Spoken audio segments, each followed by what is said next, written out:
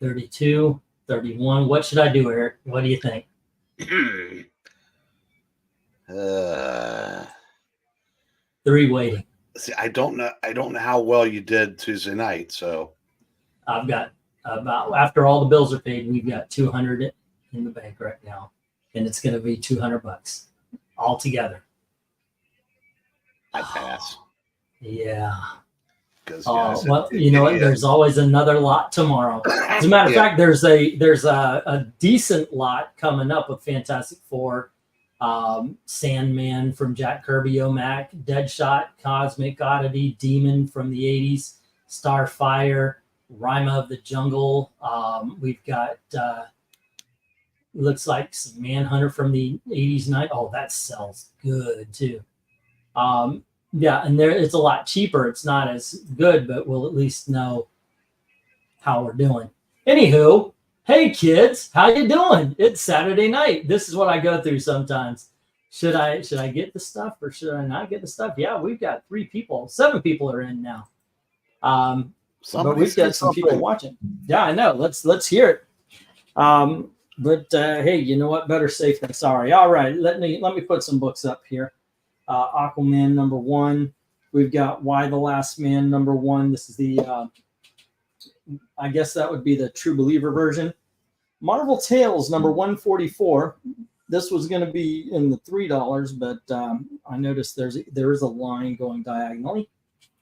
All right, next up we have a book called Clown Fatale. It's a geisha, but okay. She is a delicate flower. She's kicking written ass. by Victor Gifford. All right, then we've got from Superman Doomed by Scott Lobdell and Charles Soule. All right, next up we've got Daredevil #146. It's seen better days, so I'm putting it in the $1. I mean, it's all complete and everything. It's just well read. Here's Doctor Strange #35, and we have Doctor Strange #39. Next up we have. You know what? I'm not going to put that next to Doctor. Here we go. We have Frankenstein #4. That's from the Seven Soldiers. And finally, we got Batwing #1. I'll put up the go. And we'll just sit and see if anybody shows up and we could talk about Well, if anybody's here, say hello so I know who I'm talking to.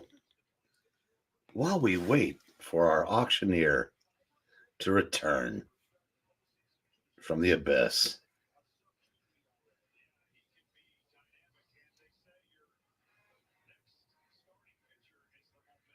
Anybody? You know, actually, I was thinking of getting together, see if you wanted to do some. Hey, Christopher, what's up? See if you wanted to do some music reviews some point. Because that whole debate, the Billy Joel thing and all that, not really music reviews, but I would like to do like top 10 lists. Like you pick 5, I pick 5. We start at the year of birth and, you know, go on through, you know. I think that'd be kind of cool. So yeah. we keep it to what we like, you know. I think I think it'd be more fun if we did it as part of a stream. Yeah. Not as a show itself. Yeah, I don't think that would work as well. I don't know, maybe, but because I like getting other people's inputs too. It's fun. Well, yeah, that's what I was talking about. When I say video, I usually mean stream these days. Get everybody else's, like I said, everybody else's input into it. Yeah. Goodness. Okay, next up.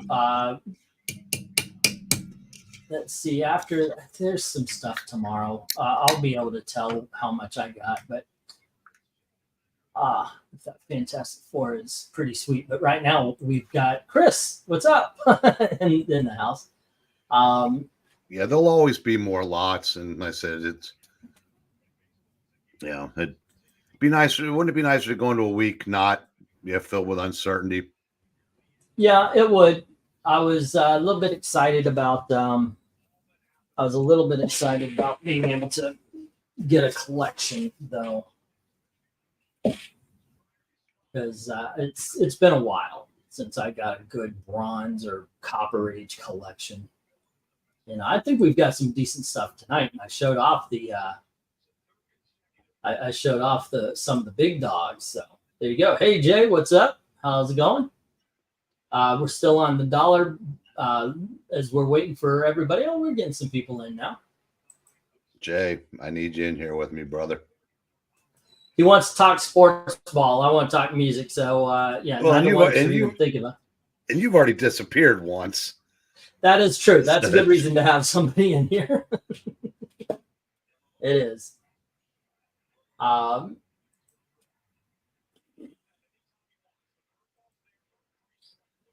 don't know. Christopher's asking for a better look at the Marvel titles. Sure. These are $1 books, so they're all reader copies. Okay, this is the you can see it's kind of gray on the sides. Like I said, these are well-loved copies. That's why I've got them at $1. I could probably even get them 2 or 3 for, but yeah, I like to. No, I'm good with $1. I'm not, because I paid more, and it didn't. I don't know. Maybe I didn't look at it close enough. Now I think one of these has, like, on the back, there's like, you can feel waves like a drop of water. So it didn't go all the way through, but you can feel that. Okay. And then this one just had a lot of ticks on the side. So I was like, yeah, I'll put this in the $1 bin. There you go. Okay, but there you go. Yep. All right. Another night with Ian Eric's always a good time. Yes, Ian E. Yeah, you were as you were blipping out, you put up Clown Fatale, and I don't know if you were still around. So that was written by Victor Gischler. Yeah. Same guy that wrote the X-Men series in 2010 that focused on the vampires, and he's written some other stuff. He's a novelist too. I don't remember any of the particulars, but I've never read anything of his I didn't like. Okay. Oh, and every $20 spent gets you, because Glenzer bought this specifically. This is the first appearance of Animal Man, not the first appearance of Buddy Baker, but this is the first appearance of Animal Man. And this is the giveaway tonight. Glenzer bought it specifically, so every $20 spent gets you a spot on the wheel, meaning you spend 20, you get one spot, 40, 60, so forth and so on. You know math. But there you go. That's the giveaway tonight. Thanks to Glenzer. Hopefully he'll show up. So, yay. And you know what? I did something the other night that I was thinking of implementing on regular auctions. What do you think? You clear the board, I'll give 25. You take 5, I give 10. What do you think about that? Do you think it's appropriate? Actually, I was asking you there. Yeah, I was. What? I hate when you do that. Well, I didn't know if you thought I was, because Jay popped in. That's yes. I popped in. I was trying to figure out who that was, because unlike me, who isn't smart enough to change an avatar, everybody else's is different every time they show up. Yeah. I've been doing this for years. I can't figure that out. Alrighty, so Austin puts a buck on G, which is Doctor Strange number 35. Already. Is it Jay's LSU cheating already? Well, no, A&M's just playing like there's Aggie football. Yeah. No, LSU's playing a great game so far. They're not doing anything wrong. I'll tell you what I was stunned by was how well Vandy hung in. I know, they really did. Ooh, but the Ags are moving it. Of course, Texas winning. Austin, it's a like a True Believer. It is a reprint issue, but it is a great book. I mean, that's a really good story. You know, it's no offense to Vanderbilt, but that quarterback of theirs really does deserve to play at a better program. He's the real deal. I like that kid. Well, right now Vanderbilt is the real program, at least for this year. Yeah, for them, sure. No, not for anybody. I mean, they've beaten Alabama. And then they didn't. Usually when a team wins a game like that, they get killed the next game. Is that Marvel Tales a reprint of the first Vulture? No, second. Second. See where it says Thank the you, sir. Vultures return? Well, there you go. That would kind of say it wasn't. And you interrupted my sports ball for that? Yes, I did, sir. Yes, I interrupt for the for when our guests have a question. All day, throw it away. Okay, sorry. I gotta start practicing my muting when I get emotional. Oh no, you're allowed to talk because I'm watching the World Series. Oh, any score yet?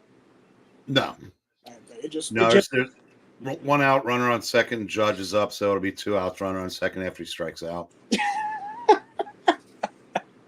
This modern day Barry Bonds.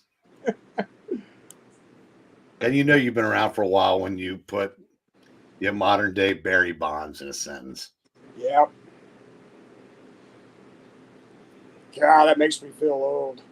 Well, thank you, Cheapo. I do too. I once again do appreciate everybody for what they did on Tuesday, Wednesday. I can understand if this doesn't exactly go great, but I appreciate everything because the bills got paid, and now we're just hoping that we don't end up here again next month. That's what we're trying for. Oh yeah, you're rich now thanks to us. We know. No. That is not true, Tall. Yeah, I'll take a break from being glib. Okay, if everybody care, that Marvel Tales reprints number 7 because his first appearance was in number 2. Okay, so where do you go on this board? I'm going Daredevil on this one. Daredevil. Absolutely. That's the best thing on the board. I like the Doctor Strange series. I'm about 10 issues away from finishing it. Yeah. Like I said, I remember liking Clown Fatale, but when I'm looking at these lots, the Marvel and like the Get in there. Yeah. big 2 homer in me takes over. Yeah. Yeah. The F, G, and H are definitely first, second, and third in whatever order you want to put second and third in. Then I've got to go up to the Marvel Tales, the Aquaman, Why the Last Man.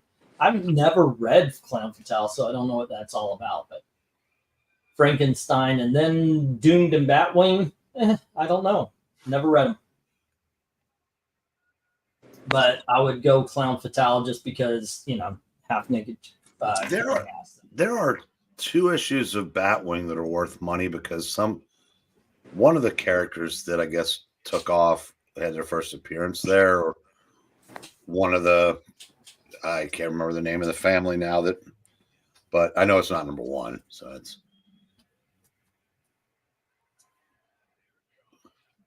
Oh, look, Aaron Judge struck out. Okay. And we have us a game in College Station, Texas. A&M just scored.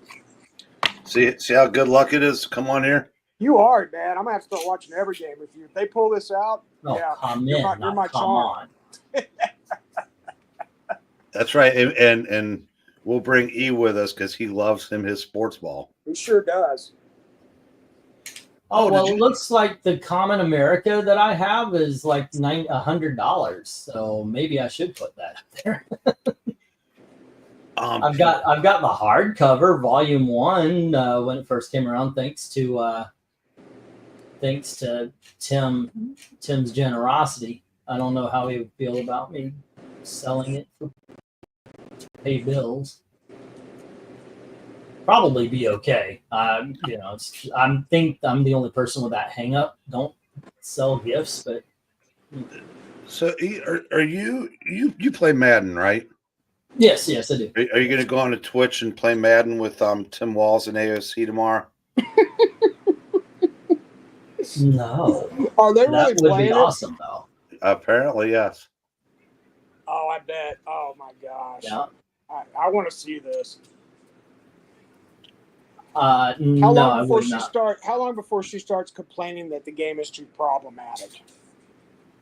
All right, we got the 1 minute warning. Only Austin is given any bids, and that is F to the Daredevil and G Doctor Strange number 35. Still some good books up here, and There you go. Once again, every $20 spent gets you on the wheel for Animal Man first appearance. Right. There you go.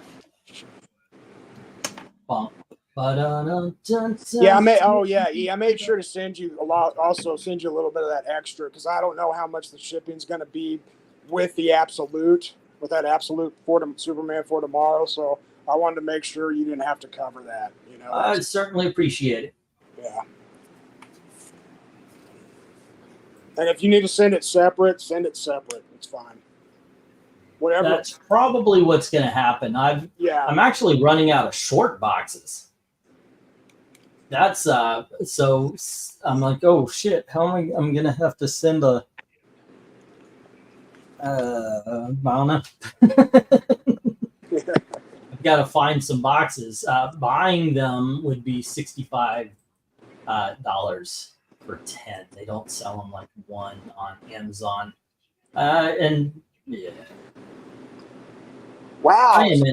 I am in a comic book desert, by the way, over here. I would think in the Midway, even in Indianapolis, that the Indianapolis area, that it wouldn't be that bad. But well, if I go to Indianapolis, for sure, I'll probably find something. But so you're in Muncie? yeah, there's 3 comic book shops here. Actually, 2 really. One ended up being a game store, and they suck. They're just not good. One of them, I kid you not, is closed on Sunday and Monday. Closed on Sunday and Monday. You have to make an appointment to come in on Tuesday, and it's really only open Wednesday and Thursday, I guess Friday and Saturday. That business model makes no sense. And they close at 5 o'clock. Like that's when people fucking get off work. Yeah. It's ridiculous. I can guess that that's a one-person operation. I don't know. There's more than that. When I went in there, there were at least 3 guys. The 2 of them might have been people just hanging out. Maybe family, volunteering like. Yeah, because I know my brother closes at 5 on several days of the week because and they're the biggest shop in Muncie. That might not be saying much anymore. Yeah, that doesn't. The other one looks like it's a one-man shop, and the guy acted like that, like he was so happy to see me. I was thinking of going back there. I mean, someone that happy to see you, it's it's good to shop at a place like that. Oh yeah, absolutely. Because they'll help you out. What? I was booing the score I just saw. Oh. Alrighty. Yeah. Once again, you think I should put up the? Yeah, I guess I could do that. Put up the thing here. Here we go. Hello to everybody who popped in. We are having ourselves a little bit of an auction tonight, and hopefully everything turns out okay. And I did this on Tuesday. Was it Wednesday? It was Tuesday. Tuesday. So if you clear a lot, it'll be 25% off the lot. And if you take $5, it's 10% off. All right. Okay, so next we have Hal Jordan and the Green Lantern Corps. That's issue number 6. And we have issue number 7. And here is issue number 8. And we go with issue number 15. We have a lot of Green Lantern tonight. And we have a lot of, here's issue number 22. There we go.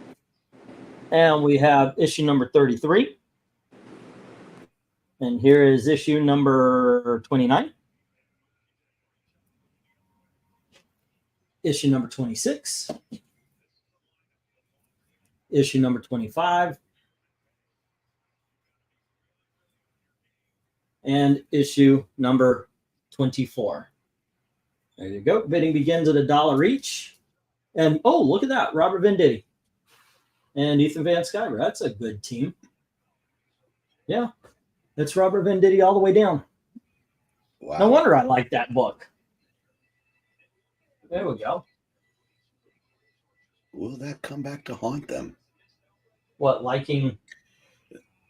No, pop up that should have been caught, but Soto and Rizzo just kind of took bad routes to the ball and it fell between them. It would have been a tough play, but so did you see, there was a press conference today in New York about Trump's upcoming thing at Madison Square Garden, and one of the Genius reporters asked Mayor Adams if he thought that Trump was a fascist and a dictator. The answer might surprise you. Well, the only way it would is if he said no. That's exactly what he said, and he spent 2 minutes explaining why. Yeah, let's put it this way: the next meme I saw was Mayor Adams didn't kill himself. Yeah, because he's done. He's gone against the machine one time too many. He's done. Yeah, isn't he the one that actually said we need to take care of our own people first? Yep. How and then after this, dare he? I mean, he's not been a good mayor by any stretch, but he's not.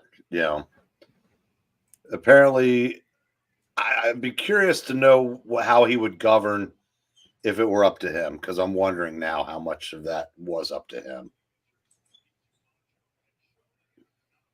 Yeah, that's something to ask now, isn't it? Because basically said, when they asked me a question, he goes, you guys said they've said the same thing about me. Oh, I didn't put in a go. Go for lot 2. Hey, Brain. Mm-hmm. If I would have told you, let's say 15, 20 years ago, that one day the two most dominant teams in the Big Ten, your favorite conference, would be Oregon and Indiana, how would you have reacted to that? Yeah, I'd be a little surprised, and I know Oregon shredded somebody today, Illinois, but they should have lost to Ohio State last week. If Ohio State had anything resembling a quarterback and anything resembling intelligent life, on the sideline, that last drive was questionable. And then Ohio State, that should have just punished Nebraska for that, was lucky to get past that. So, I mean, I think if this doesn't wake them up, they will lose at home to Indiana. Urban Meyer's Buckeyes teams would have put 60 on Nebraska today. Well, as I said, I think I put that in sports ball today. I said, I go, he's what I say, he's a scumbag, but I get to use a different word. He's a scumbag, but he's a scumbag that can coach. Yep. That Joe Rogan interview was great. I think it's my favorite interview with either of them. They were on topic. They were having fun. Rogan had great questions, which Trump had great answers. I listened to it, and I liked it as well. But you could tell Trump's a thinker because his mind is racing. Mm-hmm.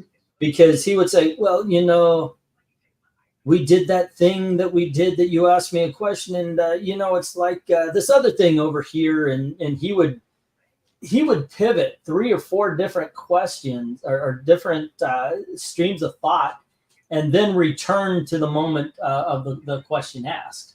I said, I don't know why the press did it, and Rogan goes, because you said a lot of crazy shit. Yeah, I love that part. So that's that went very well. And God, the memes that have come out of that today, where they're talking about, they did one where they were talking about Lord of the Rings, and one where they were talking about Wonder Woman,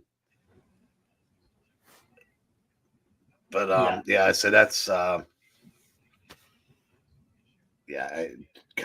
never seen a bigger intellectual mismatch in my life than maybe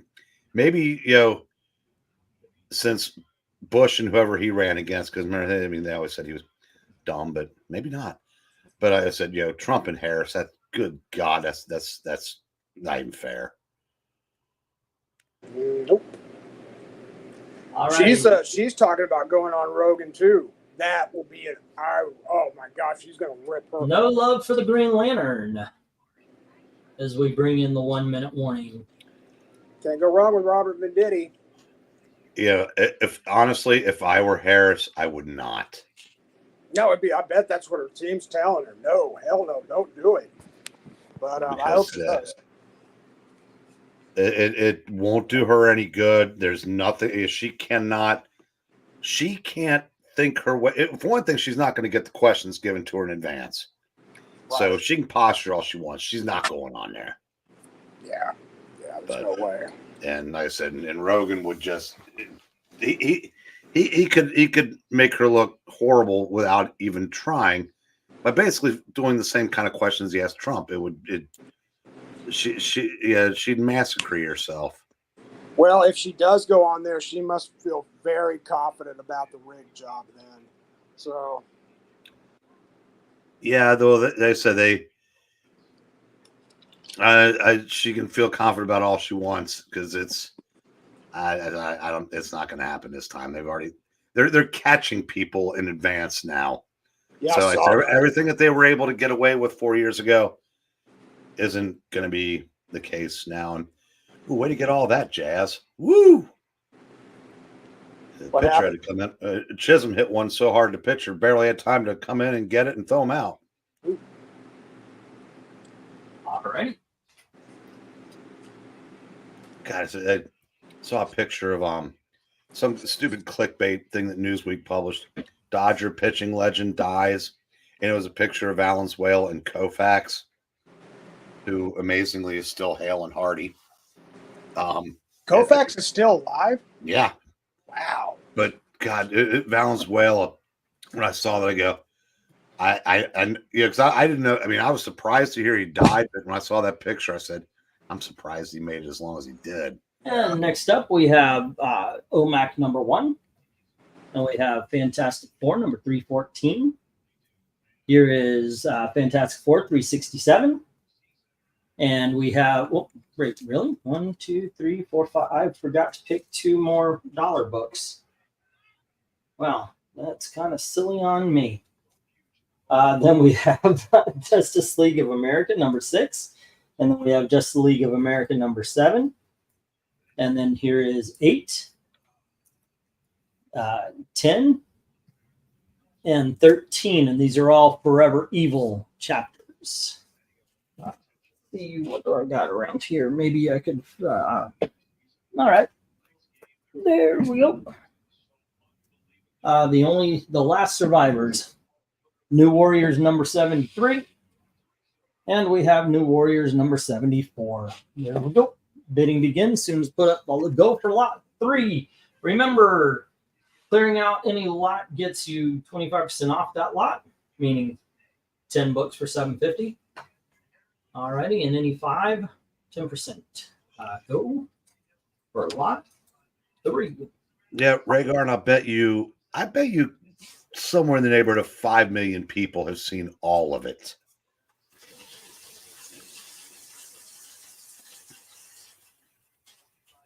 So I saw the lineup for the rally tomorrow. Yeah, it's obviously Trump, Musk, Ramaswamy, Gabbard, Kennedy, and Tucker Carlson. Of the 6, there's one original Republican. I should tell you something.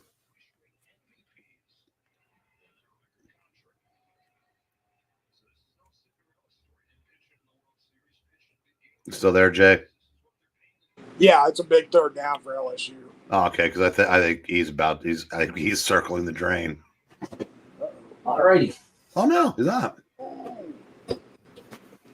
Boom, boom. So where do you go on this? Probably two FFs. Yeah. Good stuff for $1 each.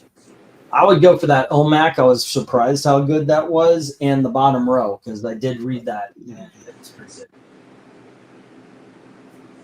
All right. And we are on lot 3. Okay. Did A&M convert? No, they held LSU to a third. Oh. Field goal. Oh. And LSU missed it. That's too bad. That is too bad. And my heart breaks for them. You would just clog up the drain. Wait, what?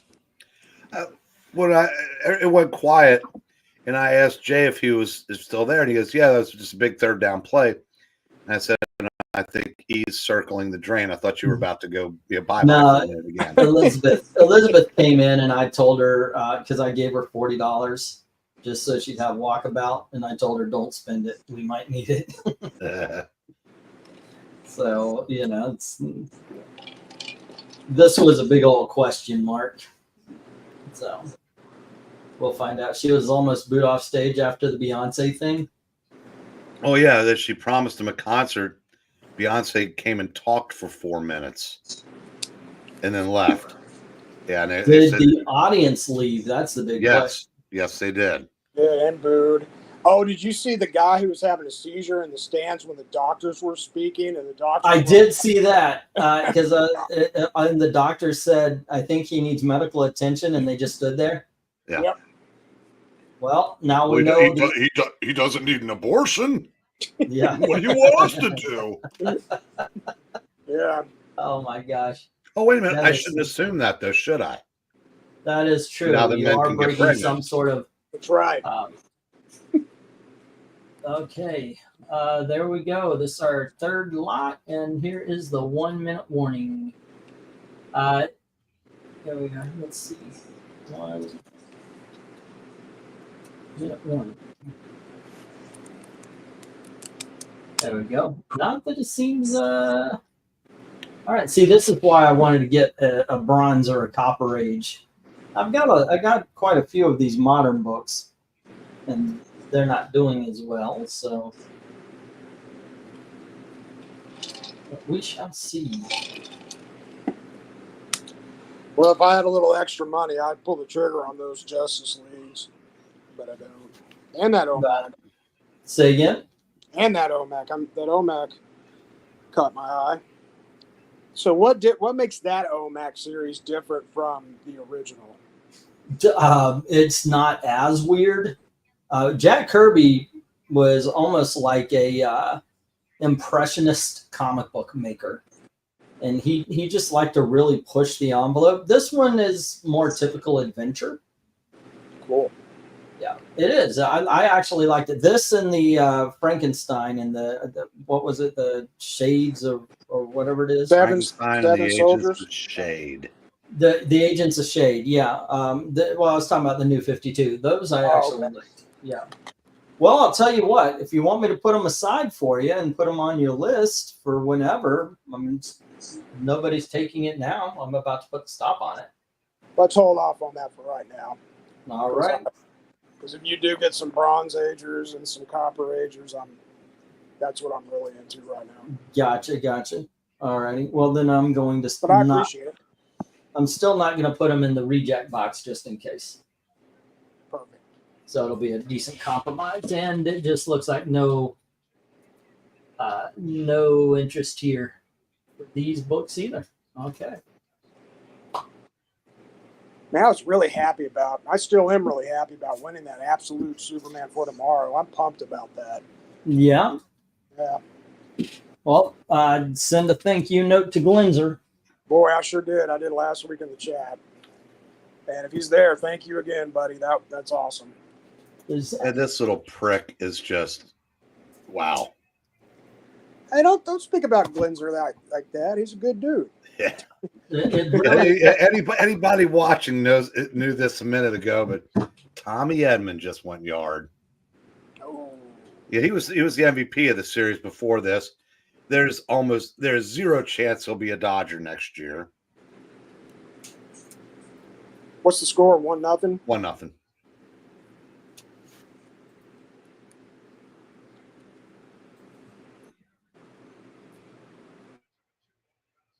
Okie dokie.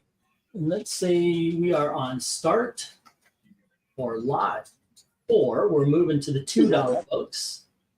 He looks like that. See if there's anything of interest here. 1, 2, 3, 4, 5, 6, 7, 8, 9, and 10. Okay. All righty, gang. Here we have Marvel Tales number 1 147. And we have Marvel Tales. No, wait a second. These are not in 668. There we go.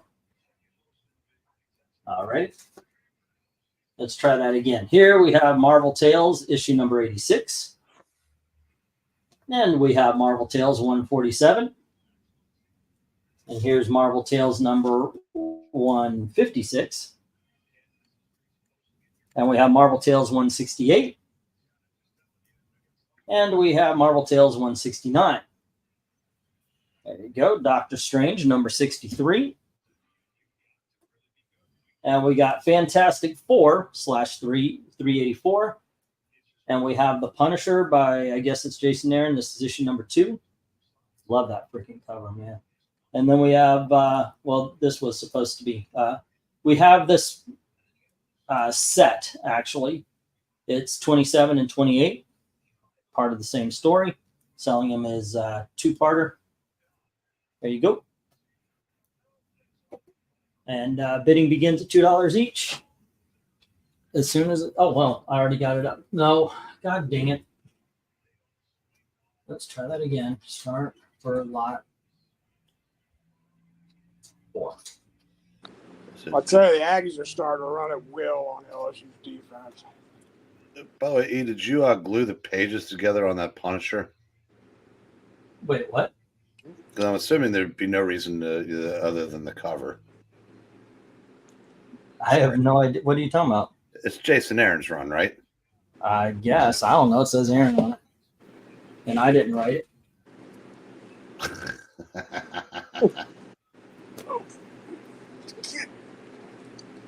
Why, did you read this before? Is it not good? That's the one where they turn Frank into a school shooter. Oh, whose fuck a wife left donkey. him. Yeah. Is that why this is? God damn it. I Yeah. literally, God damn it. Yeah. All right. Never mind. Ah, fuck. I'm stuck with this for life. Put in the booth. That's what's going to happen. I am sorry that I insulted you by putting this book up on my. Yeah. Oh, well, I guess I should not bend it. So if somebody puts $2 on the blank space now, that would be. Well, it would be worth more than that comic. There we go. Animex number 1. Yeah, because when you showed it the other day, I assumed that is why you'd put it up there, because you were talking about how cool the cover was. Yeah, I had no. I assumed that. Yeah, I mean, or I wouldn't have taken a cheap shot at something you're trying to sell. I just assumed that you'd known that already. No, I did not. Did you know that Tom Walls is friends with Frank Castle? There we go. All righty, kids. Papa does need to still pay some bills. We got caught up. Now we can't get down anymore. So please, by all means, the bidding starts at $2. Also, I'm continuing from what we were doing on Wednesday. If you clear a lot, it's 25% off the whole lot. If you clear a line, it's 10%. So there we go. And every $20 gets you a spot on the wheel for the giveaway book. Tonight it is Strange Adventures, issue number 190. The first appearance of Animal Man. So, Jay, how much time is left in the second quarter? Hey, Vincent. 6 minutes and 38 seconds. Oh, that's where I am. Oh, Just cool. quick. All right. God, that'd be awesome if that's course corrected. Yeah, they just ran the play at the 6:38 mark. Okay, you're a little ahead of me. Holy shit! So I guess it's going to be an adventure every night with this. Yeah. Vincent put $2 each on I and J. And Vincent, if you are interested in Green Lantern, there was a lot of Green Lantern that hit the floor. It was Hal, I believe it was Hal Jordan in the Green Lantern Corps. So I could show it to you if you would like.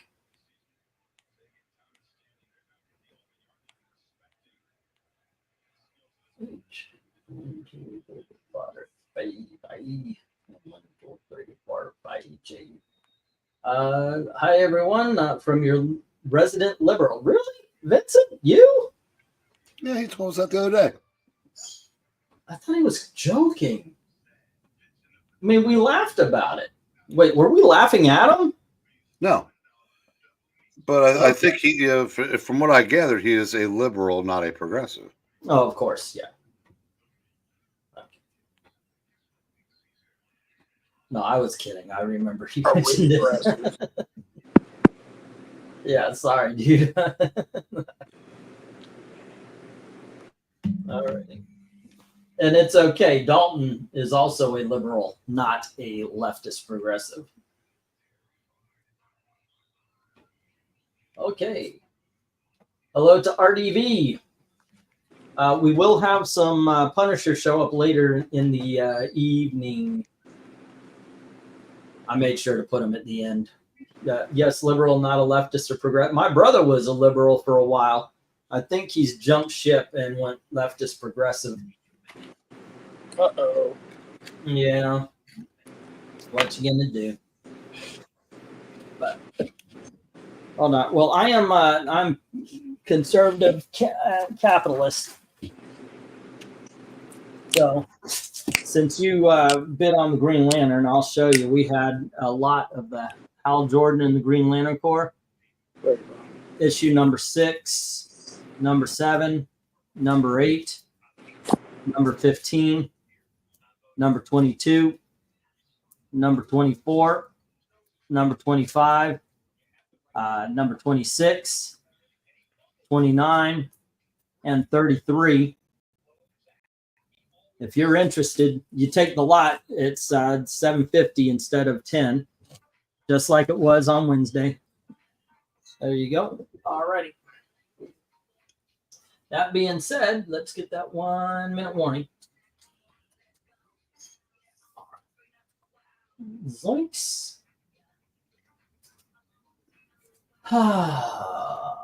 May not be around, says RDV. I can show them off now because I promise you were the target. All righty, Vincent, let me move it over. I'll put it on your sheet. What do you mean you may not be around? I'd give you permission to take the night off. Hey, yeah. The boss didn't give you permission to take the night off, man. All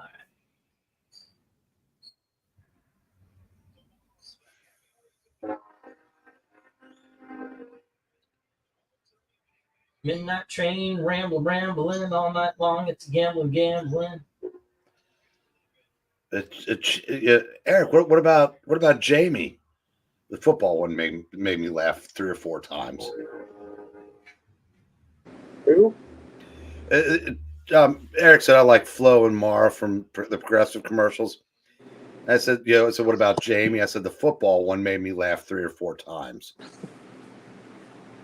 Where he's running down the track. They've got the movie music, and the dad goes, son, that's not the exit. Yeah. I invested in a baby oil company years ago. Thanks to P. Diddy, I'm a millionaire. Yeah. Hey, everybody's got to have hobbies. Oh. England team has Donkey Freaks Off. Say, what? I don't know where you got that from. That's rumors and innuendo. Yeah, let's go with innuendo. Can't go with lies, but rumors definitely. And you know what happens when you look innuendo? You see things you shouldn't. I like that one. All righty, let's see. I think the actresses are cute, and I am easy that way. What are we talking about? I have no idea what they're talking about. Still talking about progressive? I don't know. Hey, is there anywhere here that you would go? Like, maybe we can help sell some books, like with the Marvel Tales. Obviously, the Marvel Tales is some great stories. Yeah, if you got to sell Ditko Spider-Man, ooh, Wisconsin's about to take the lead. Yeah.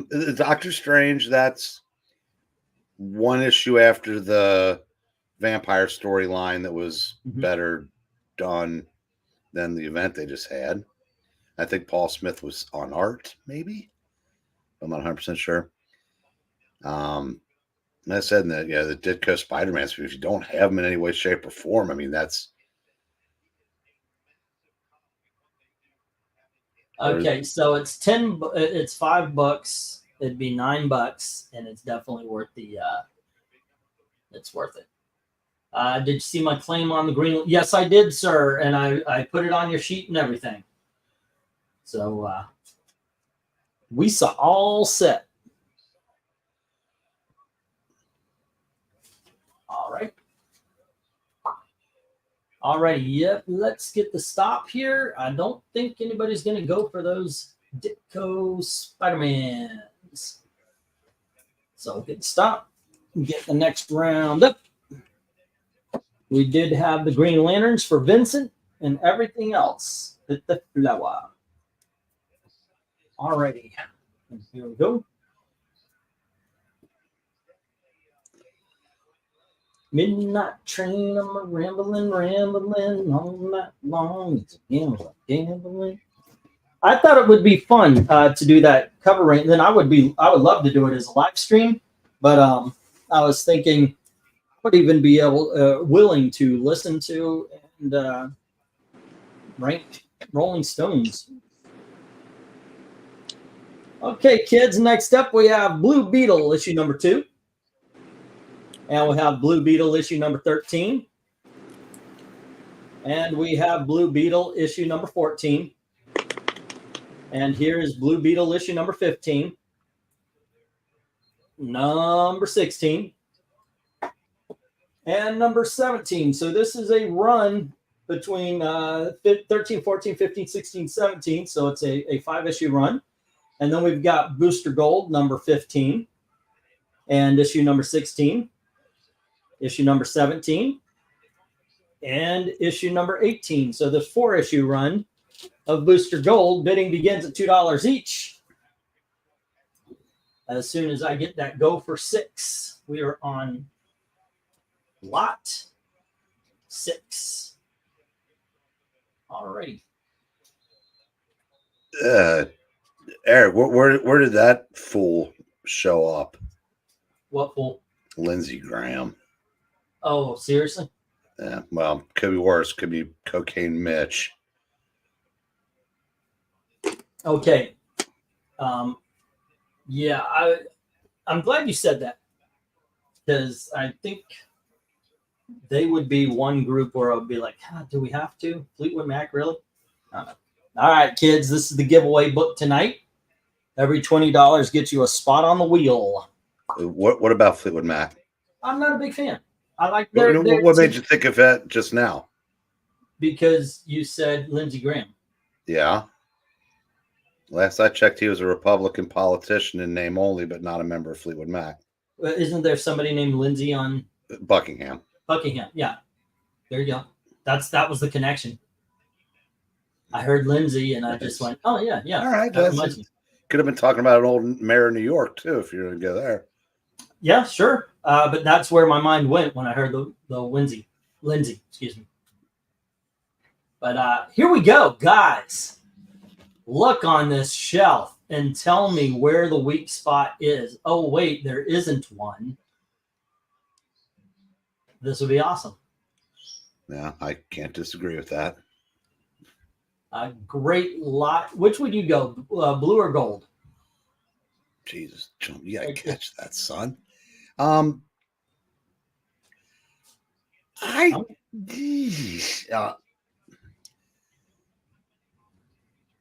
might be a coin flip.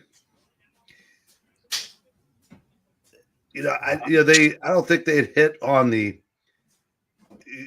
Blue Beetle isn't uber serious, but it's not. It's not the blah by any stretch. I think if gun to my head, I think I would go Booster. Sorry, Howler Mouse. Good Lord, they found a way to not score. Give me just a sec, guys. Gail walked in. Let's see if there's flag on Penn State, maybe. Yeah, Penn State's looking ahead to next week, just like Ohio State was. Ooh, that's got to hurt.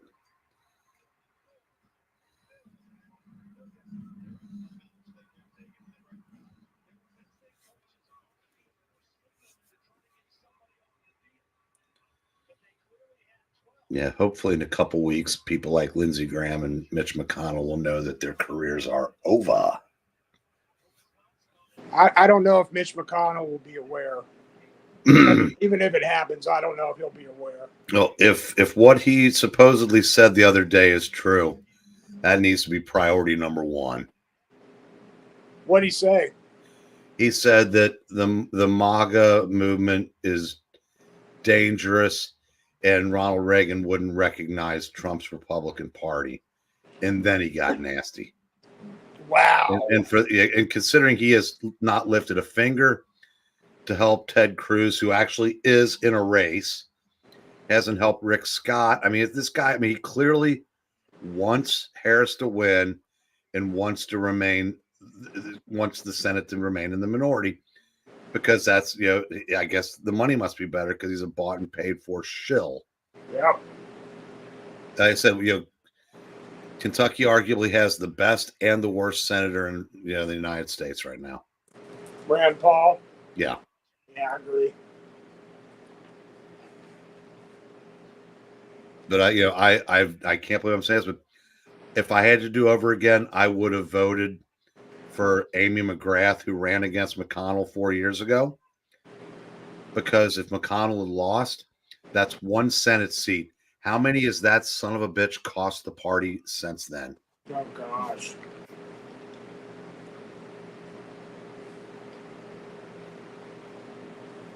Yeah, he hates Ted Cruz because for one thing, Ted Cruz, well, three things. Ted Cruz is straight, Ted Cruz is smart, and Ted Cruz is conservative. Yeah. Ted Cruz is an asshole, but he's our asshole, He's also the smartest room in any room he walks into. You think so? Yes. Yeah. His grasp of constitutional law is second to none. He could have been on. He could just as easily have been placed on the Supreme Court, but he elected to stay as Texas senator. I'm glad he did. Oh my gosh! Quit playing off.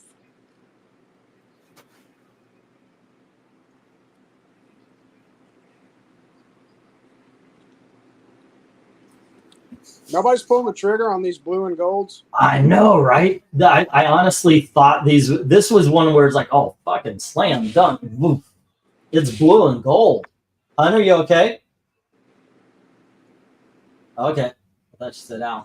I honestly thought these would go.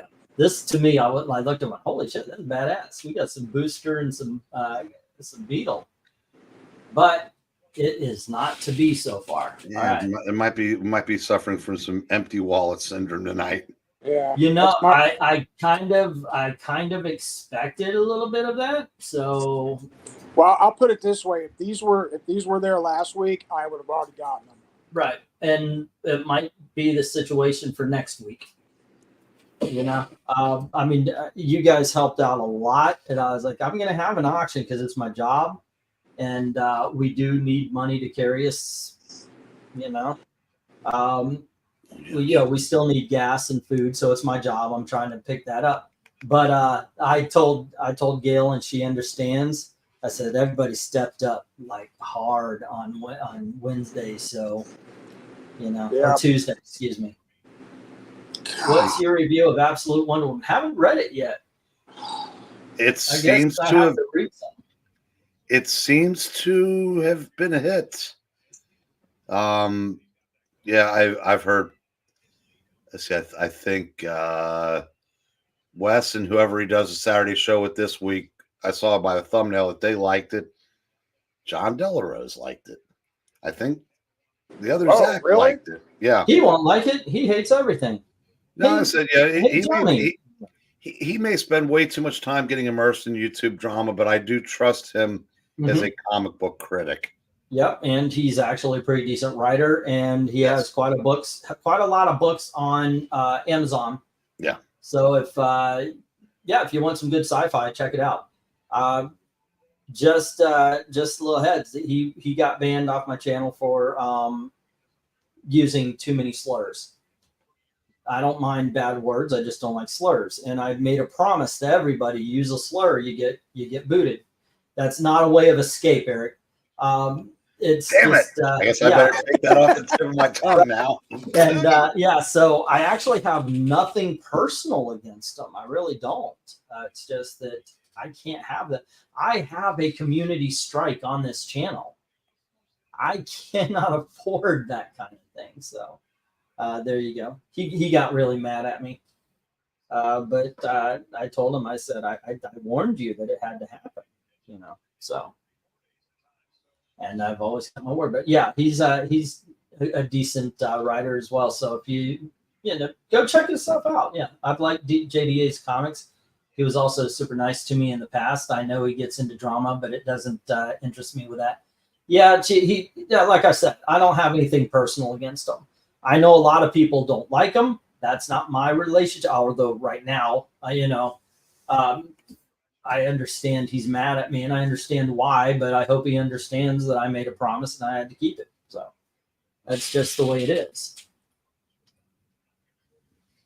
I don't know if he's still mad at you. He is so caught up with EVS right now and your boy Zach. Oh, he's going after Richard hard. Yeah, I watched it. I watched a couple of his videos. Alrighty, I'm kind of shocked, but here we go. Let's bring these down.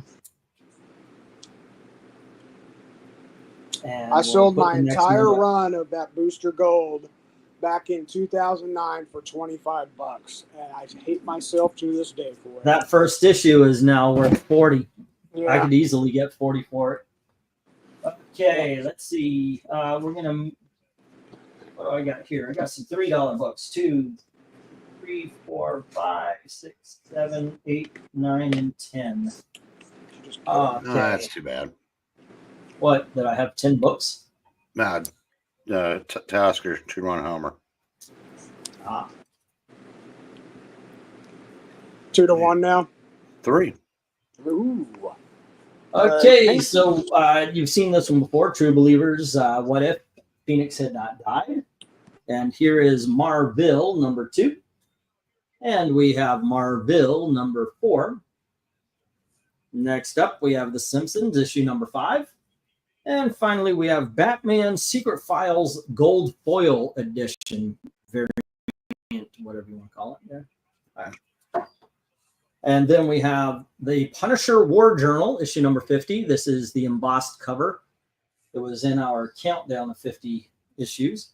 Next up, we have Fantastic Four number 236, the 20th anniversary of the Fabulous Four. It is a double-size issue. Giant size Superman Family. This is issue 174. There we go, with some Supergirl fighting dragons actions. Defenders number 105. And we have Defenders number 109. Bidding begins at $3 each as soon as I hit that go for lot 7, right? We're on lot 7. Let's go with that. Boy, I tell you, LSU is trying to give, the Aggies are trying to give LSU this game, and LSU's like, no, stick around. All right. Booster Gold is SJW in many ways. Yeah, I get what you're saying. Well, that's what I said. I don't care about any of that stuff. I said his comic knowledge is excellent, and he's and like I said, and there's a lot of guys in as conservative as him or on that much of that side that wouldn't admit it if somebody they didn't like did something good, and I commend him for that. I normally agree with his takes too, but I'm not his absolute Batman take. He swears up and down that it's woke, and that's his blind spot. But holy crap, Freddie just another homer. Are the Yankees pulling away? Yeah, the Dodgers are taking another beat down stick to them now. Oh, okay. Yep, Freddie can polish up that World Series MVP trophy for Freddie already, probably. Oh, Freddie Freeman did it. Okay. Yeah, back-to-backs. That's 2 homers off of left-handers in under 24 hours. It's 2-3-2 always, right? In baseball, in World Series, yeah, okay.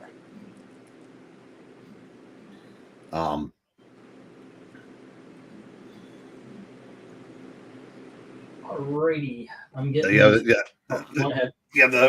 You're right about absolute Batman.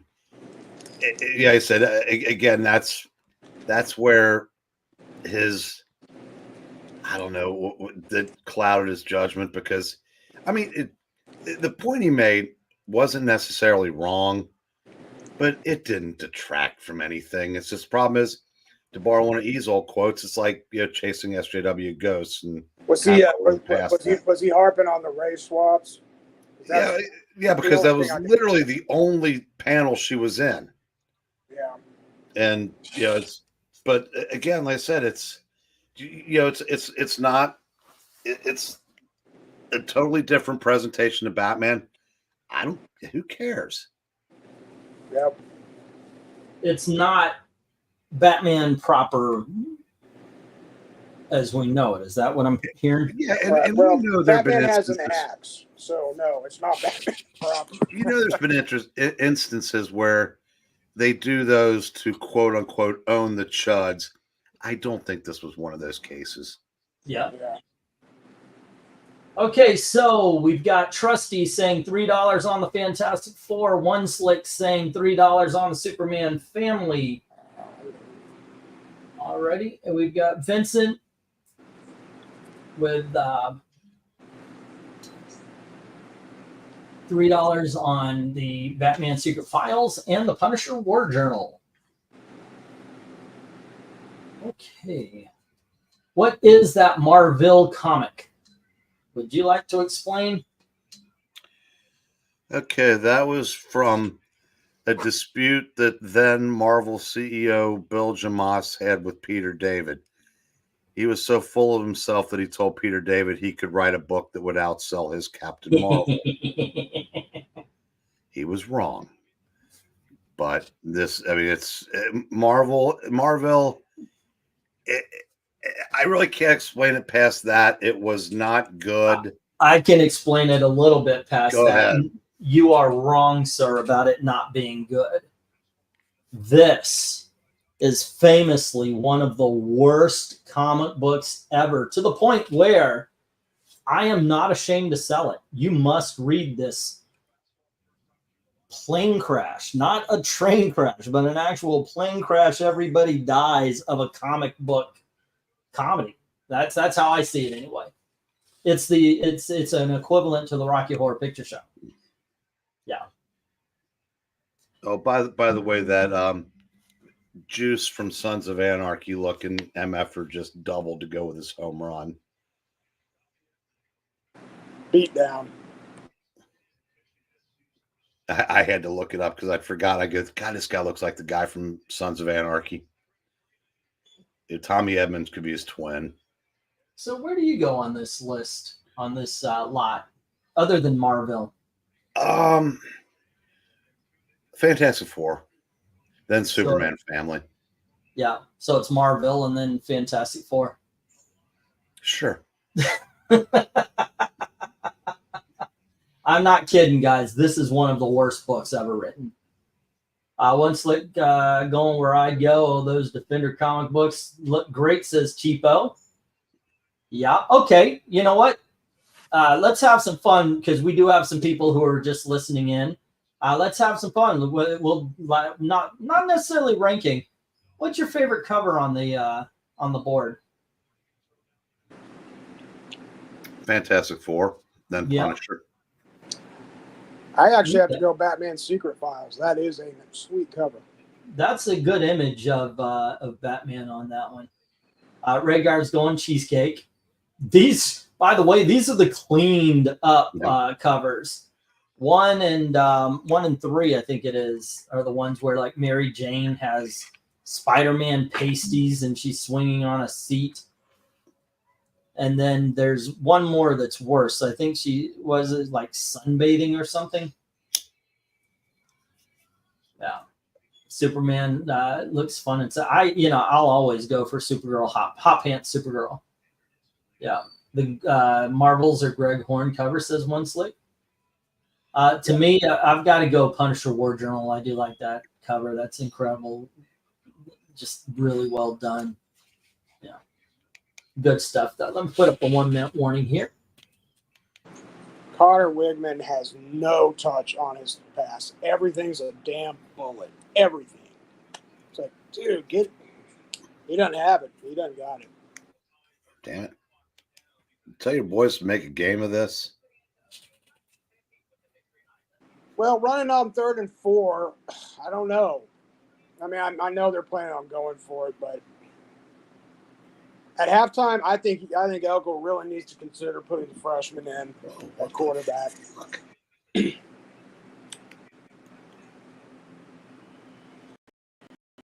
It's 17-7, 1:15 and ticking to go in the first half. A&M has a Batted down. Midfield. Oh. Did you just spoil the play for me? I forgot. I'm so used to being so far behind everybody that God, see what I mean? Everything's just gun. It's The, like, man, the roll shoe out. was on the other foot. Ugh. Yeah.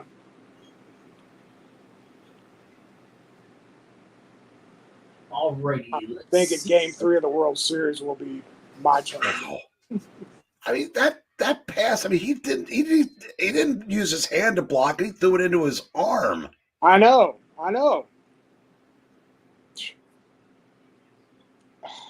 God. Let's Yeah, see. The they Last really- Defenders one, I mean, is Rhaegar's favorite cover. That is a good cover. All right. Let's see. Let's get the stop.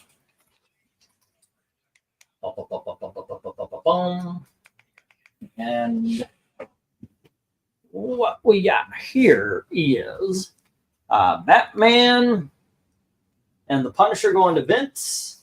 Trusty has the Fantastic Four. One Slick had the Superman family. Go, and everything else hits the reject box. Go. Oakley dokes. Okay. Oh, hey. Is that another? Yeah, it is. Okay. Next up, we have Sergeant Fury Special Marvel Edition number 8. And then we have issue number 116. Yeah, I'm still trying to pan these off. Here is 145. And we have 128. And here we have 136. Sergeant Fury. Wait, what? Dang. All right. Yeah. Let me try that again. 116. And then we have 118. And we have 119. And we have 120. There we go. We got 121, 128,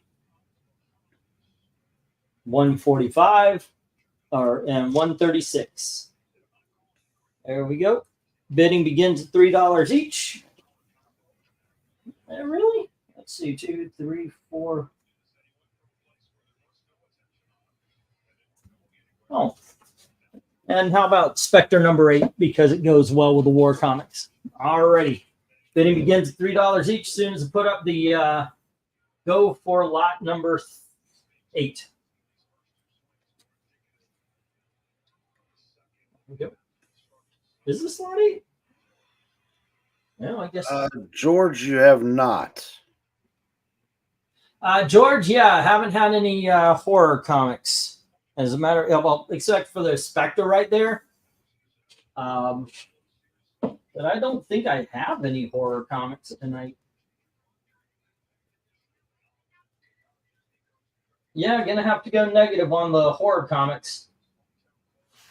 Horror comics. Alrighty.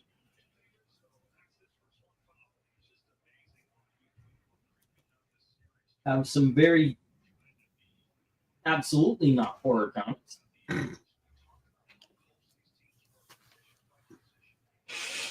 Come on, baby, hit the good times roll. Horror.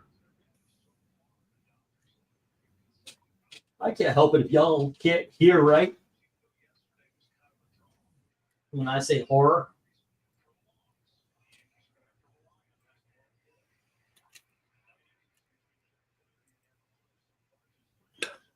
So what's going on, kids?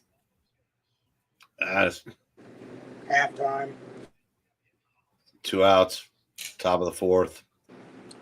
I lost the feed for about 45 seconds. Not happy about that.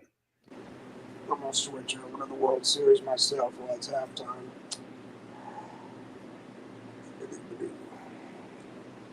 And Rizzo forgot to make contact, so it's bottom of the fourth.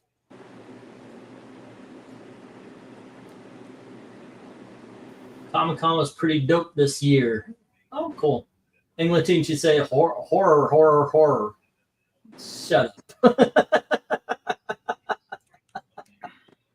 Ah, goodness. Man, I sent in a freaking go and the go went. All right. See, the stop didn't go. Go in. All right. I get it. I have a weird accent for you guys.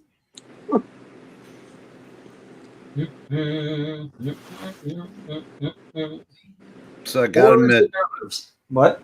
I was gonna say, Jay, I gotta admit, I am a little afraid going forward for any team that's not the LA Dodgers.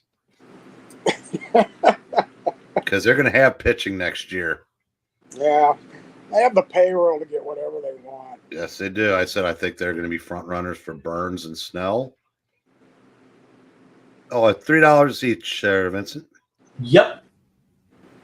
Once again, if you clear the lot, I'll give 25% off. What would that be? That'd be $7.50. So it'd be $23.50 for all 10 books. So $2.30 a piece. But we got 3 for Jay. Have you seen this new "I'm a Republican voting for Harris" commercial? Is this another actor? Oh, I'm sure it is. Yeah. I will say this. She's spending millions tonight, and I haven't seen a Trump one yet. You haven't? Not in the World Series. Oh, wow. I went to Kamala Harris's Twitter page just for fun. And I looked at all of her posts, and then I looked at not all of them, but I looked at about 4 or 5 of her posts, and I looked at the comments on those 4 or 5. If I honestly did not believe that she was going to cheat and the Democrats were going to cheat their way into the White House again, I'd say she's fucked. If this was a fair election, flat out, she is fucked. Because she says something and everybody goes off on her. Yeah, it's funny. It said, Vincent said he has money problems, which he doesn't. He just doesn't have, Dem money. And yet you hear the Democrats say, the Trump campaign is outspending us by millions. No, they're not. Like I said, yes. Did you see that the Kirk Gibson home run back in '88 happened at the exact same time as the Freeman home run last night? I did not. Yeah. I did hear that said people that were at both games said it actually felt louder last night, but then again, that's been a lot of years to forget how loud it was in '88. Sure.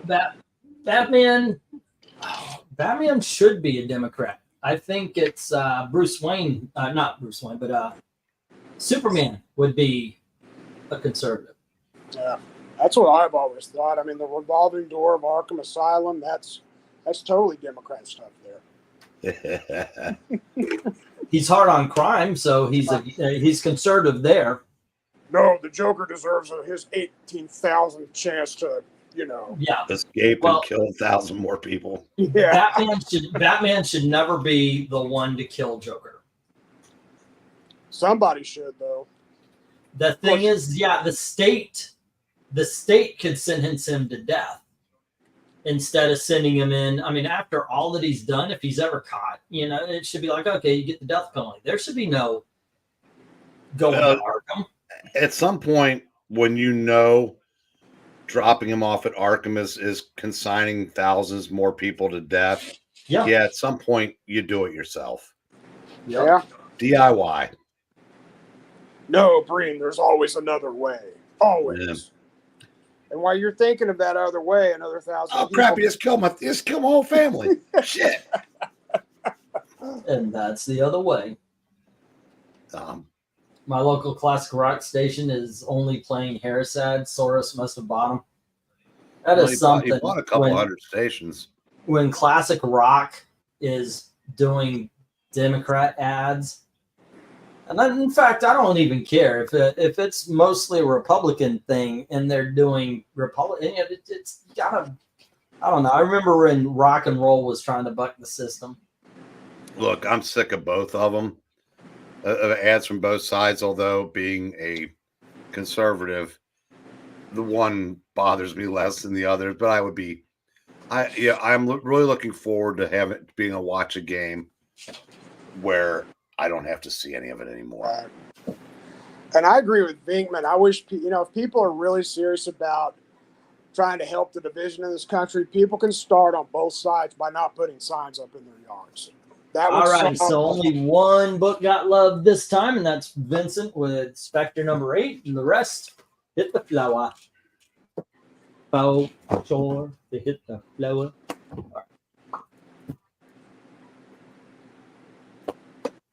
Zoinks. I think I've got some $5 books. These are $3 books again. All right, let's see. 1, 2, and 3, and 4, and 5. And okie dokie. These are the $5 or $3 books still. And we have Fantastic. Wait a second. Yep, Fantastic Four 281. And we have Fantastic Four 293. And we have Fantastic Four 295. And we have Fantastic Four 299. And the greatest book ever made, Amazing Man #1. All right, next up, the New Teen Titans drug issue. And we have Doctor Strange #34. Here is the Incredible Hulk #261, where he faces the Absorbing Man. I love that fucking cover. That is awesome. Conan #72. And we have Conan #74. That's your boy, right? That looks like your boy. Yeah, very heavily inked by Ernie Chan. There you go. All right, let me get the go for lot whatever we're on. 9. Hey. Remember, any cover Ernie Chan inks becomes an Ernie Chan cover.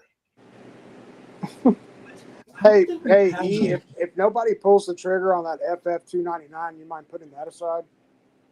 All right. Okie dokies. So where do you go, kids? Well, Joe wanted to do a retrospective on Hulk 261 so bad, but Wes stopped doing them before we were able to do it because they're on an island, and Bruce is like trapped in this tiny crevice, and the only way out is basically to Hulk out of it, and it was a really good one-off. So I would probably say that, but I was thinking, I'm looking at that Teen Titans. I think it'd been cool if they had variant covers back then. They'd done one where the kid's carrying Roy, since it's a drug issue. Oh yeah.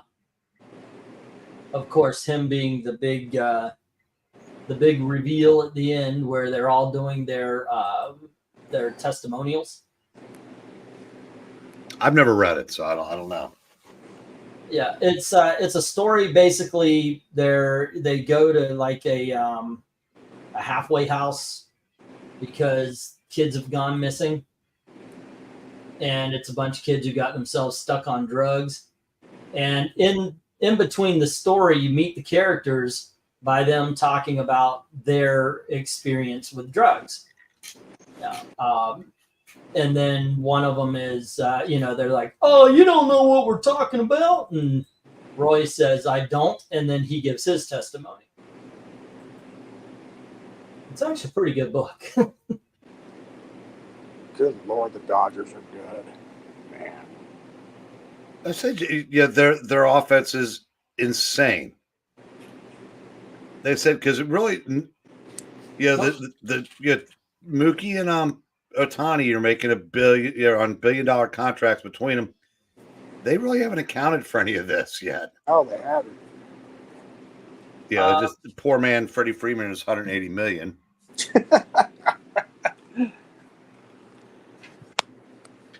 That's amazing comic book. The Amazing Man is an amazing comic book, sir. In spite of what everybody else might say who's never read it. Yeah, Freeman's been playing a long time. I looked him up today. His career batting average is still 300. Jim said, "Hey Jim, take one more book and you get the 10% off." Just saying. Alrighty, and let's see. That's Fantastic Four. What were the numbers? 281, 293, 295, 299. The last comment. It's what you live for. What? Someone asking what the story is on that greatest comic of all time. Okay, there we go, guys. All right, they give me just a second. It gives me an excuse to hit the head. I'll be right back. All right. He's heard this before.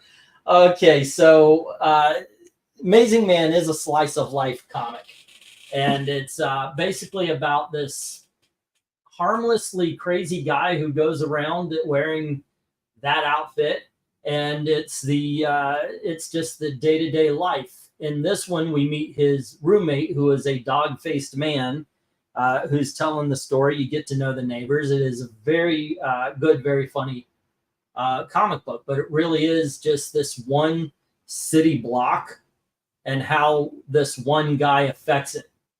He's crazy. People have no idea how he affords everything because he doesn't work. That's one issue plot line. But yeah, it's really like a sitcom from the 80s in comic book form. It's a lot of fun. It really is. I'm one of the only people who have ever taken a chance on it that I know of. Let's see. I used to snort grape Kool-Aid. Oh man, I saw Rob Zilla from Extreme Movie Show when we were kids. He used to snort Pixie Sticks. I don't know why, but he did. Let's see. 3 on D, says Austin. Well, that's already got a bid. 3 point from Jim.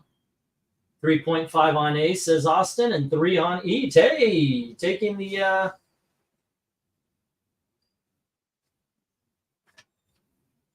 you're taking the Amazing Man. That's amazing, man. It's amazing. Not amazing. It's just amazing. Right. Amazing. Amazing. All right, and we have the 1, 2, 3, 4. Steve, how about you? What appeals to you, Mr. J?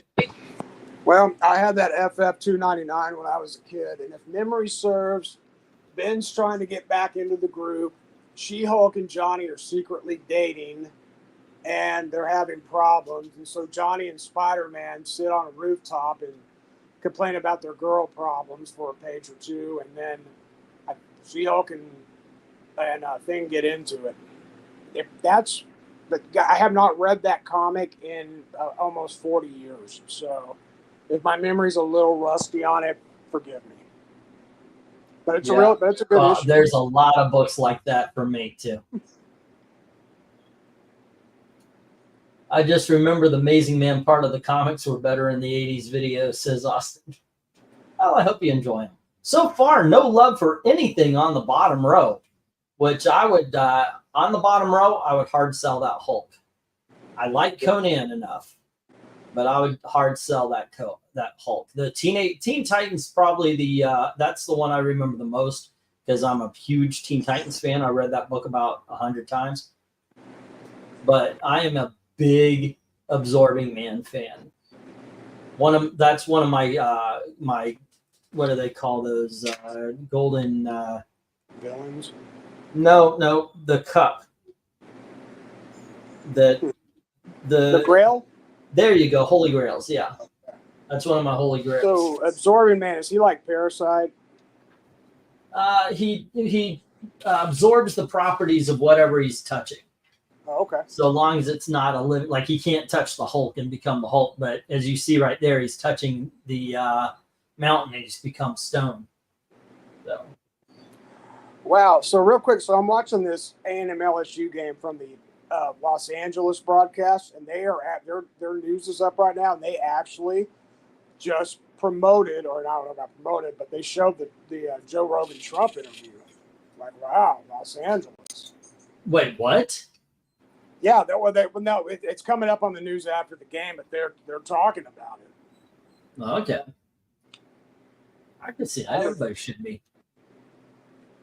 I figured they would try to ignore it. It was actually I would love to see Kamala sit down for 3 hours. Well, and plus Joe is really good at interrupting and over talking. And I think she would, Trump was real patient with him because he's kind of like that too, obviously. But Kamala would lose her crap on Joe just for that alone. Well, I think interrupting and talking over, that is very much a normal conversation. We do this all the time when we go live. What are you talking about? That never happens at all. It happens all the time. It never happens. And everything you think is wrong. You guys are both wrong. I can't believe your nipples. Anyway, let's see. Well, I was just making a bad joke. Didn't think anybody would do something along those lines. Alrighty. I think Joe did a good job.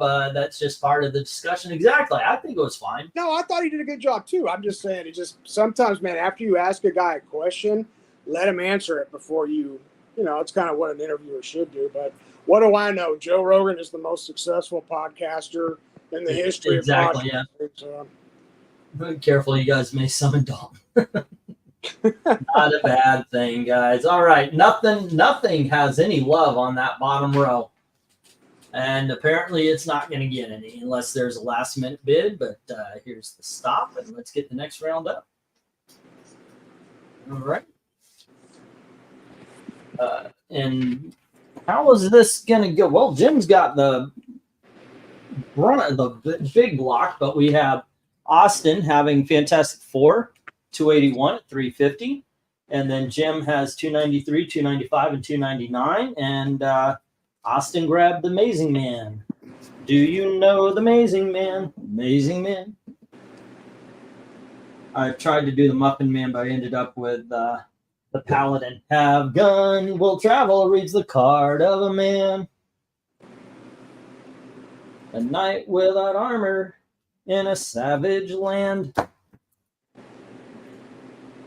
Alrighty. And I've got a few $5 books tonight, not a lot. All right. Like 7, I think, here. Okay, so we've got Fantastic Four versus X-Men, issue number 1 and 2. I'm going to put that here.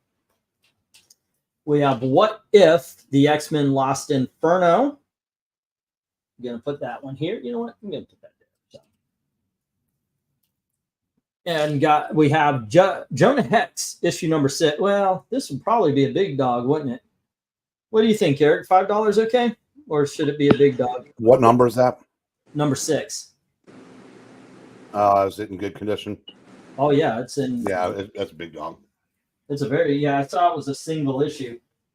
Okay, so we have Adventure Time trade paperback, volume 1. All righty.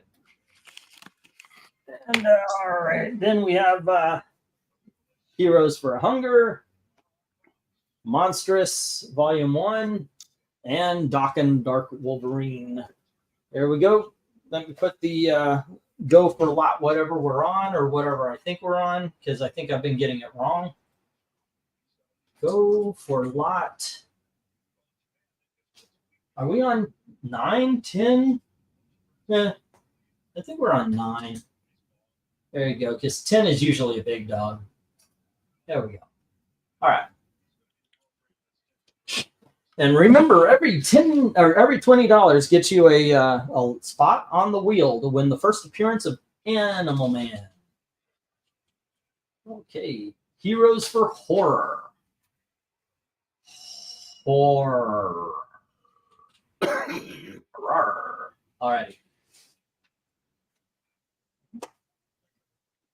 Now I got that song stuck in my head.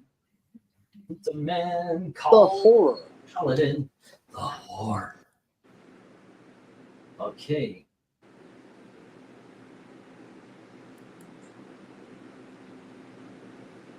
So, conversation. What do we got? Horror on every corner. Careful, you guys may some. I think. Okay. Oh, we were talking about the Joe Rogan thing of it all. So is Lex Luthor trying to starve kids in that issue? Is he? I don't think I've ever read this. Doesn't seem like something even Lex would do. But Jim says 5 for the Fantastic Four X-Men number 1 and 2. That is. Number 2 finally showed up. Wait, what? So do you just want number 2, or do you want both of them, Jim?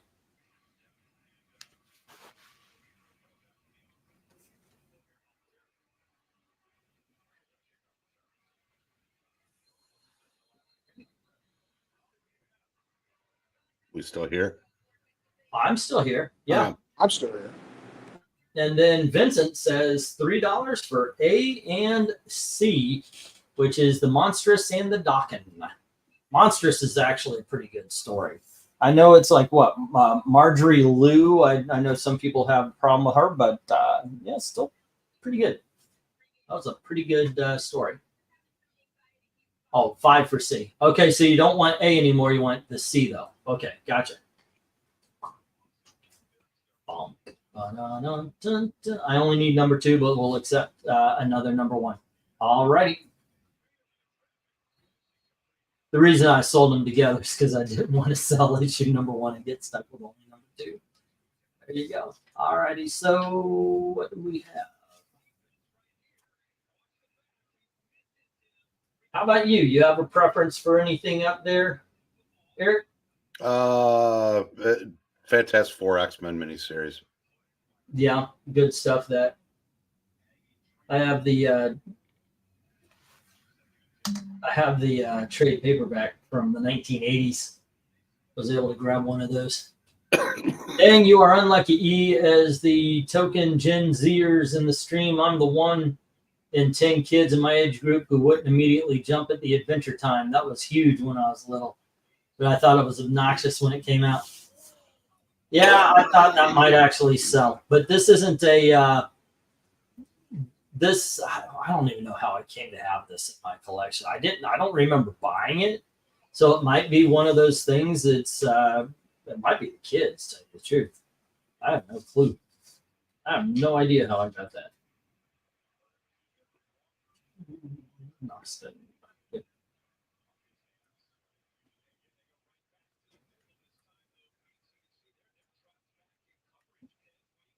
Okay, and here we go. But I thought it was. I don't like the art in Adventure Time. Says Radar. Way to sell the book, Yeah, guys. I'm not a fan of it either, Rhaegar. I'm with you on that. Wow, I totally thought. Actually, I had no idea. I just needed some $5 stuff, and I put it up there.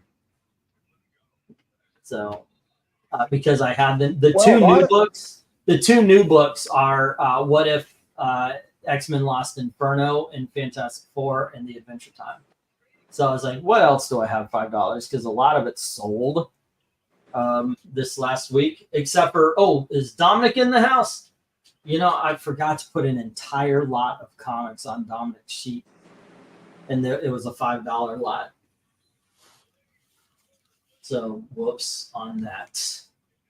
Yeah. Okay, so Vincent says $5 on C, and that was the Dokken. Dokken, not Dokken. Yeah, because if you're talking about the band, you have to put dude after it. Are we not a fan of the band? No, I just said you can't just say Dokken. You have to say Dokken dude. Dokken, dude. Yeah. Dream Warriors. And no, I'm not a fan per se. I mean, I don't like or dislike them. Yeah. That's pretty much my take on just about all those bands. Yeah, not a hair metal fan, huh? Not really. I mean, I don't dislike it, but I it would never be, if I've got control of the stereo, I'm not playing it. That's the thing about that. Of course, I was a teenager through the '80s, so this was one of the choices to be my music, and I chose it. I chose the hard rock, heavy metal, hair bands, and all that kind of stuff. And there's some I went back and listened to that were like, okay, yeah, it still holds. And then there's some that I listened to and was just like, yeah, no. And No. the 8 year difference in our ages probably has a lot to do with that, because I was already, Phil and I never listened to hard rock growing up. And then, like, I was already well into my 20s when the hair band stuff really started kicking in. Yeah. And my tastes had pretty much been established by that time. Right. It's probably the same as me listening to Pearl Jam and all that kind of crap. It supplanted what I liked, and it was not good enough to replace it, in my opinion. And I'm sorry, but the gangster rap and the freaking shoe staring rock, the flannel rock, whatever you want to call it. Yeah, it's two totally different kinds of music. There, shoegazing and grunge are two totally different styles. You say that, but no. No, I say that because it's true. Okay, what is shoegazing versus grunge? Okay, grunge would be Nirvana, Soundgarden, Alice in Chains. Shoegazing would be stuff like Portishead, where it's just slow and melodic, and you watch it and you're like, Nine Inch Nails. No, Nine Inch Nails is, God, what would that be? Screech rock? I don't Boring know. As hell. But because the people that would listen to what would be called shoegaze, it's literally because they're just sitting there staring at the ground and not really getting involved. That's why it became known as shoegazing. Okay. I'll take your word for it. Since you work at a record store, you probably know the names better than I do anyway. Jim's got the X-Men. Vincent has the Dokken. All right, the rest hit the floor. All right, there we go.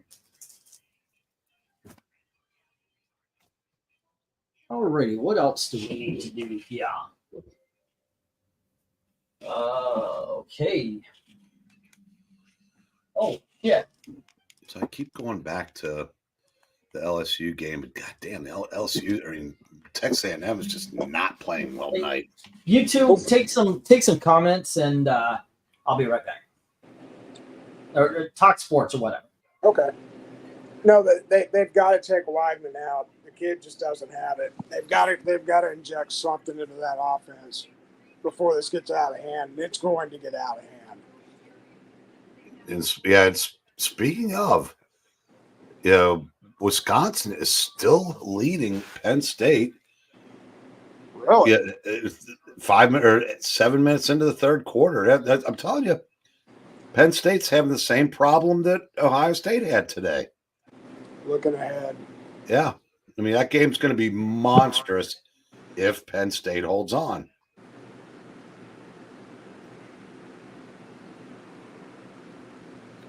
Good gosh. Just tackle. God dang. Speaking of, I guess it's safe to assume that the other reason why LK isn't here, I'm sure that game's 23-7. What did he do? What game? Miami. Well, I was about to say LK had a big day today. College. Well, yeah, Indiana and Miami are his teams, and Miami won't even need any help from the officials today.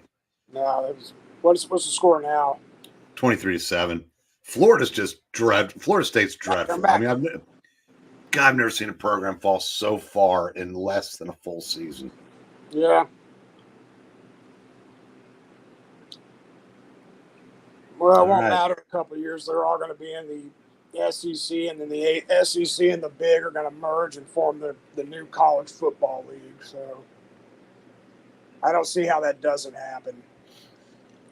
The only way I can see it not happening is if it remains, both of them remain financial juggernauts, and you've got to have some separation.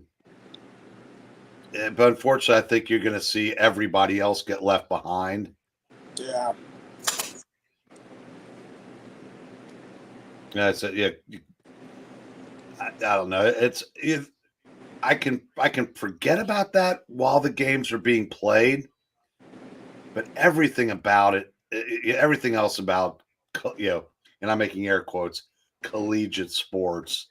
Because like I said, because I said Ohio State probably has the biggest payroll in college football. And I said they almost spit the bit at home against Nebraska. Alrighty. Yep. We got to stop. Whoa. Did I put a stop? No. I'm talking about the game. Yeah, they finally got juice out. Okay, so we're doing sets because I got to write down some prices for the big dogs. Let's see. We've got a lot of Green Lantern stuff here today, which is why he's on the thumbnail. And so we have Green Lanterns, and this is issue number 11 through 14 right here. Let's see. There's 11, 12, 13, and 14, and it's a storyline called Phantom Lantern. Highly recommend it. Mm-hmm. I thoroughly loved it. It's $4, 4 books, $4. Alrighty, then we have a storyline called Darkest Night, which takes place in issue 16 and 17. Go. And then we have a storyline called Prism of Time, which takes place in 1920 and 21. Go. And here is Out of Time with issue number 27 and 28. Apparently, I thought I had it all. Here's issue number 30. Huh. Did I put this aside with some other ones? There you go, but that's going to be $3. And, here's 31. So I guess it'll be $4. There we are. And finally, we've got Work Release, issue number 33 and 34 and 35. Okay, and that's the top row. Where did I put the others? Here they are. Okay, and on the bottom row, we have issues number 40 and 41, which is the story Superhuman Trafficking. And then we have the story Rebel Run, and that's issue number 48, 49. And here we have the storyline of Evil's Might, which is 52 and 53 and 54. And then we have Hal Jordan and the Green Lanterns, Mind Games, and that's issue number 30 and issue number 31. And then we have War Machine. This is U.S. War Machines. It's from the Max. And we've got part 1 and part 2. There's 15 books, so it's $15. Bidding begins as soon as I hit that go for lot number 10, I guess. I don't know what we're really on. I'm just putting up numbers random. Okay, well, let's sit there. All right. There we go. I won't stand by while someone. Wait, what? Anyway, there you go. And hopefully you kids like some Green Lantern. My favorite 90s band was Lynn, Don't Steal My Sunshine. I have no idea what that is. Speaking of things, I have no idea. What is regular show? I have no clue.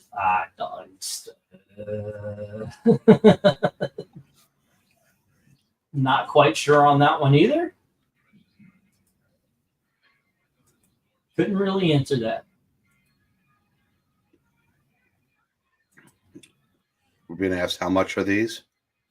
Oh, I guess I should have put tabs on this one too. This one's 4, this one's 2, this one's 3, this one's 3, that one is 3, 2, 2, 3, 2, 15. Basically, it's $1 a book for the storyline.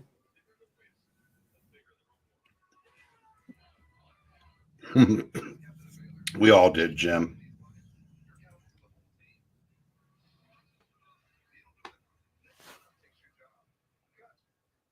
Alrighty. And what we got going on? The only good shows from Cartoon Network since 2010 was Gumball. All right, I'll bid on B through I. Lost track of the price, says Jim. Alrighty. Let's get that down. 1, 2, 3, 4, 5. B, which is number 16. That's Darkest Nights.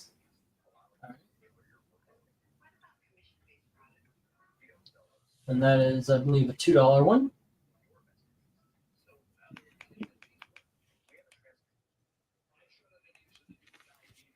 Well, son of a buck. Yeah. Jay, they let Yamamoto go out for the 6th. He's already got 2 outs. Don't they know this is 2024? Yeah, you don't do that anymore. Yeah, getting 2/3 of the way through a game, that's a throwback now. That's a full game now. That's the thing I was talking to my brother about. I said, the World Series, or what you will never see again is the team that wins it having the pitcher that started the game. Oh, Aaron Judge struck out. The pitcher on the mound that started the game, because there will never be another complete game in the postseason. I can't imagine anybody.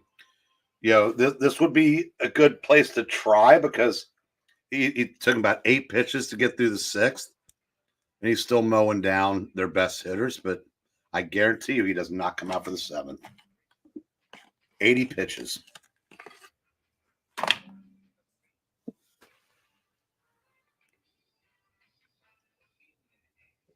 Okay. My friend's daughter watched those CalArt style animation shows. They're speaking languages I don't understand. Yeah, you're pretty much screwed either way you turn tonight, right? What do you mean? Well, they're talking about animation you don't know anything about, and we're talking sports and. Yep. I'm just working. That's basically it, man. I'm just working. Just be like that guy and happy. I don't know nothing. I just work here. Yep. Kind of just like that. 2, 3, 4, 5. 2.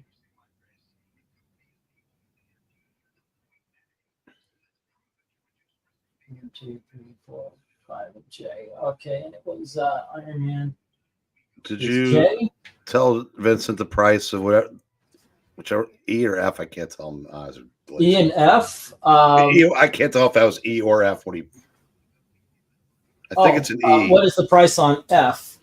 Oh, is this one right here, and that would have been $2. Now it's $2.50 because Jim put a bid on it. So it's 2 issues. Superhuman Trafficking is the one that you're talking about.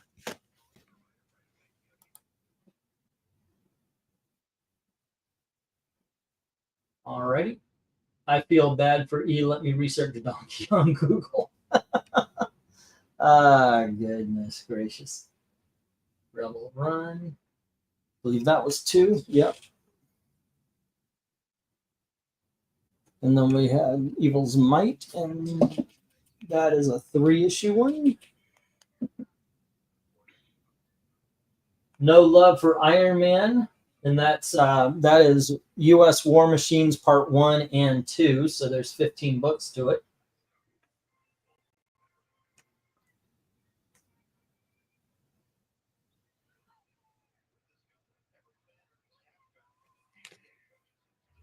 And then there's Mind Games, which is 2.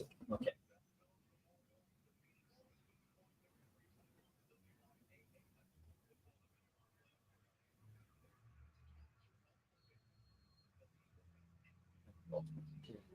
Well, Penn State's up 1. Alrighty. Oh, I watched a little bit of a Ball State game today. That's the college that's near me. That was interesting. A lot of people more excited than I am in this town about these games, though. Big interception for A&M.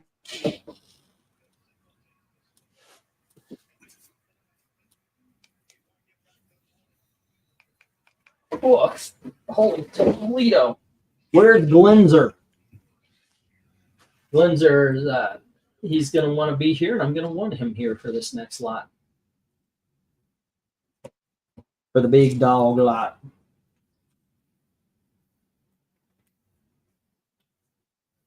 Okay.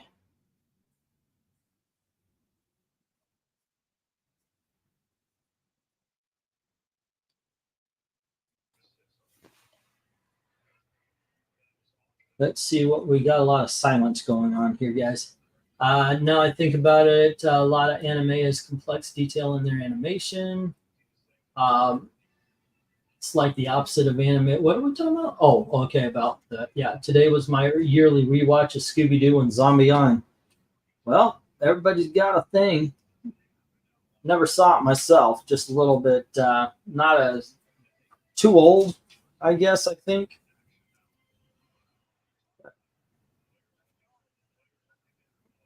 I mean, I think anyway. Just Scooby-Doo was good when I was a kid. I just never could stay into it when I'm as an adult.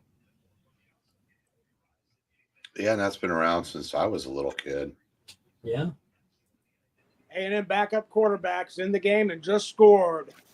This thing has shifted big time. Now, if you're going to provide comment, by all means, please provide comment constantly. At least then. Well, okay, my bad, but it was a big at least series. there's talk. Well, Zach's kicking furniture. Right? Yep. Yeah, Aggies win this game for black people everywhere. Wait, what? The Ags are even wearing black tonight. That must be killing Zach. I'm sorry. Wait, what's going on here? Okay, my team A&M is playing Zach's team LSU. My Okay. Aggies are doing a blackout tonight, so they're wearing all black uniforms. The crowd's all in black. LSU's all in white, just like Zach. So for black people everywhere, the Aggies need to win this game. Okay. All righty. And the Aggie quarterback is black too. Let's go that direction. Okay. I was wondering how you were going to talk us into not getting shut down. Oh, they're trying to get Zach's attention. They're waving their white towels.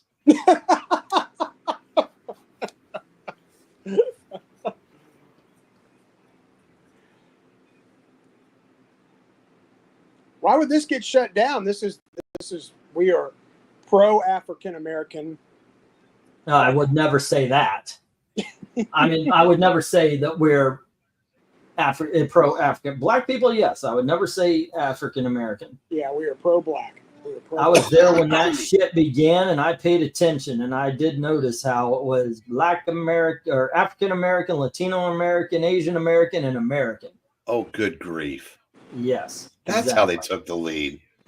Okay. Wisconsin threw an interception, pick six from the shadow of their own goal line. Wow, Wisconsin's pulling an LSU. Well, then Wisconsin got a field goal in their next Oh, yeah. possession, so it's 1 point game. But Ooh, oh, Penn State did. Okay, yeah, they're showing the replay right now of that. Wow. I mean, yeah. All right, I'm putting it back on mute. I'll try not to just pop in with quick little tidbits. No, I actually was looking for some chat. That's all. Let's see. Hello to Maranya. What's up, Laverne Hush? We had styrofoam bricks marketed as Flintstone bricks as kids. I remember the TV brick. It's probably the same thing.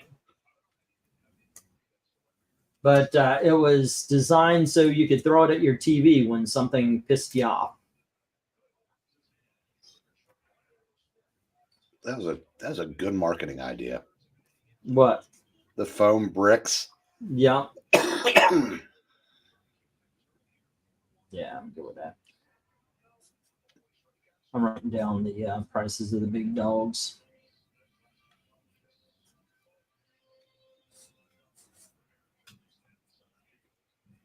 Hopefully these things go.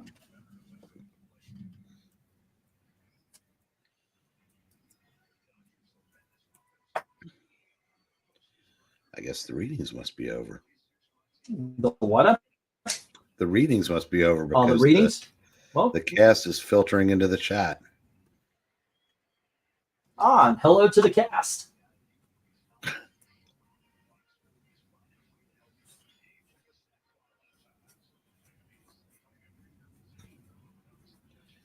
Okay.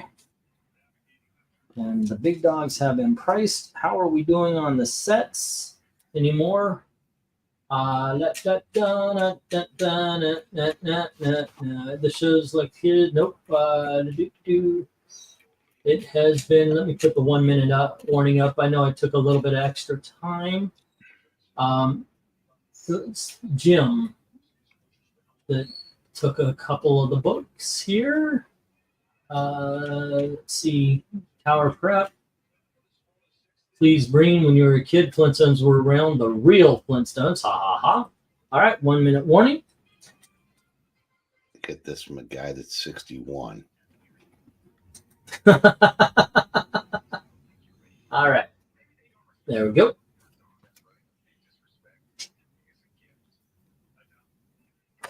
Put the price tags up. No, we're not, Jackson. Think positive. We're going to need some foam bricks to hurl at the TV a little over for a week from now. Well, yeah, we've had this discussion. Eric's a lot more positive than I am.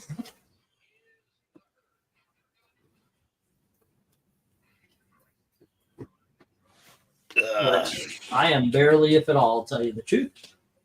Okay, we got the 1 minute warning. Right now, Jim has the B, C, D, E, F, G, H, and I. No love for the Iron Man, the U.S. War Machine, Volume 1 and 2 for 15, or the Phantom Lantern, which is possibly the best story up there. Some real good stuff.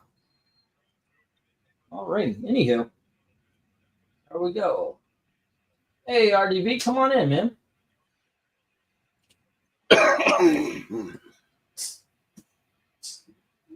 I don't know, man. We're already seeing the cheating, though. That's what gets me. Yeah, but we're seeing it getting caught now. Yeah, that is true. That is true. At least that much. That much is true. And there's a large disparages between enthusiasm from 4 years ago. Yeah, all the absentee ballot requests are down everywhere, and that's Which being helps. reported. Yeah, that needs to be.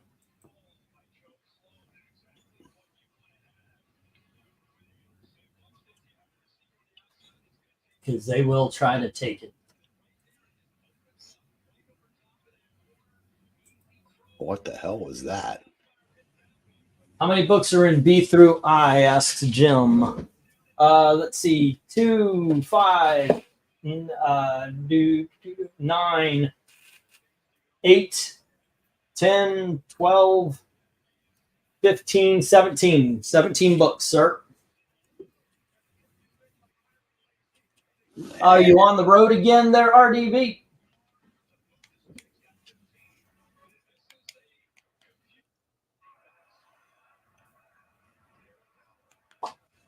Bum, bum.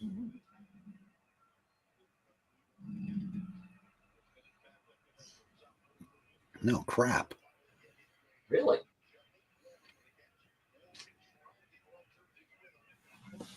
No, it's like Penn State's in the red zone again. So is LSU. Or close to it. Now they're at the 33, but they're getting there. God. Okay, are we going to see modern day history? No. Yes. Yamamoto's still in. And there you go, guys. Automato is still in. Yeah, him too. Tommy Amagato, Mr. Amagato, whatever. Is still in, yes. And that's what we should be taking away from. All right. And there we go. Okay, so here's the stop. And there was no love for the Ironmans. No love. Whoop. How many books are there? 15? Green 10. Lantern. 10, yes. And there's no love for the Phantom Lantern.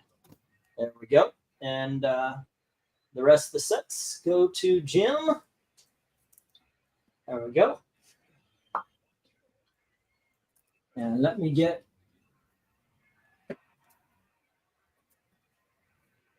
these down. And we'll get the next round up.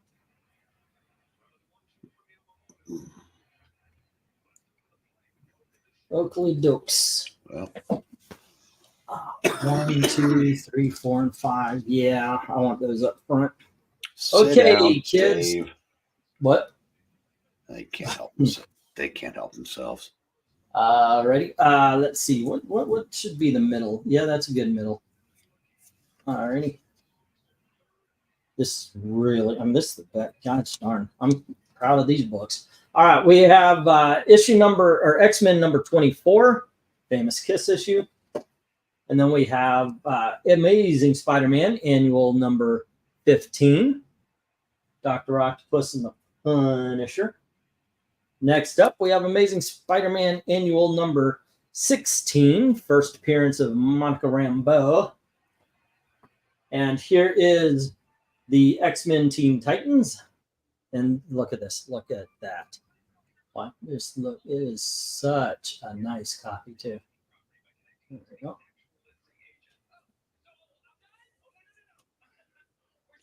There you go. All righty. And finally, we have a opened, by the way. They said unsealed. And this is Death of Superman, Black Bag Edition. There you go. Next up, we have Daisy Duck and Uncle Scrooge in Picnic Time. As you can see, it's a little rough around the edges. There's no spine split. That's important. But I put 8 instead of 10 because of that right there on top. There you go. All right. And then we have Walt Disney's Donald Duck Beach Party. This is issue number 3. These things, by the way, are fucking huge. And once again, no spine split. There is some, it has been read, though, as you can see right here. There you go. And that's why that's in the 8s. And then we have Walt Disney's Uncle Donald and his family, his nephew's family fun. And this is issue number 38. These things, by the way, if you have not held one, these things are massive. They are novellas of duck greatness here. And here we have Walt Disney's Donald Duck Beach Party, issue number 5. There you go.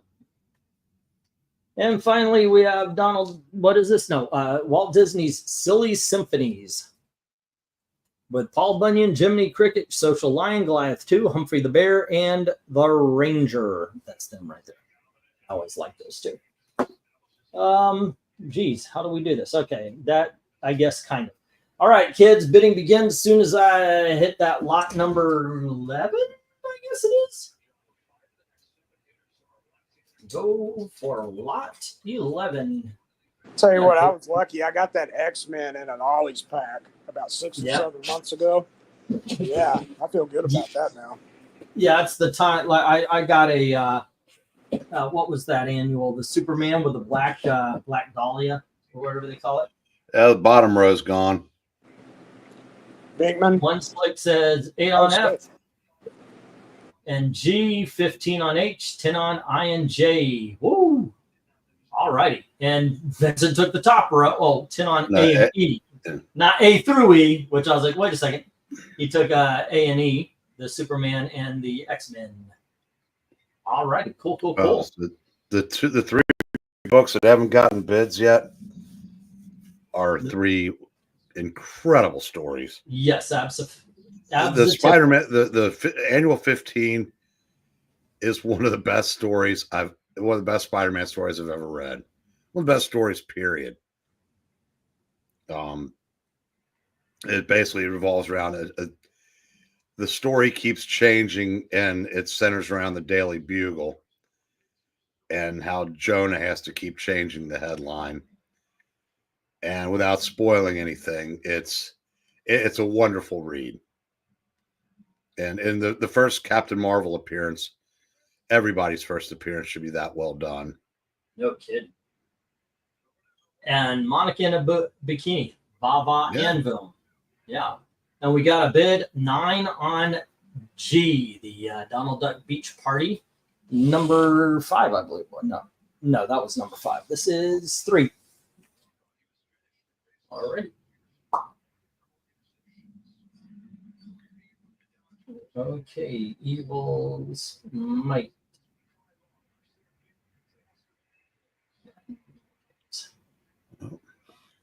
So far. Say again? The guy, the reliever, got the first guy out.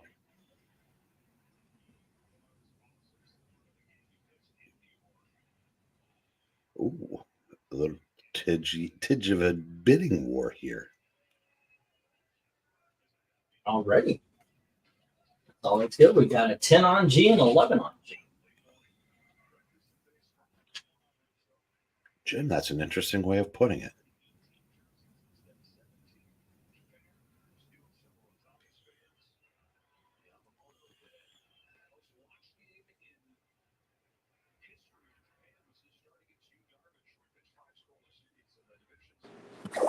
Hey, Breen.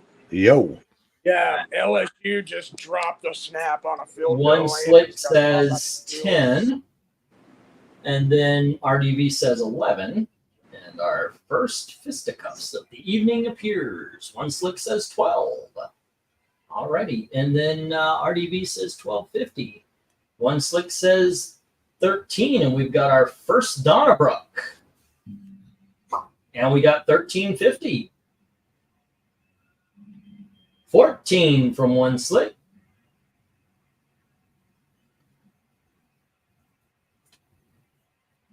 We have a firefight. It's RDV hits 1450. And if you had 2 hours and 9 minutes, you won. That felt good. It's been a few, hasn't it? It's been a minute, as the kids say. Say again? It's been a minute, as the kids say. It has, yeah. I mean, last week was an excellent week, but yeah, we had no firefight there. All right, 15. Now we got 16 from one slick.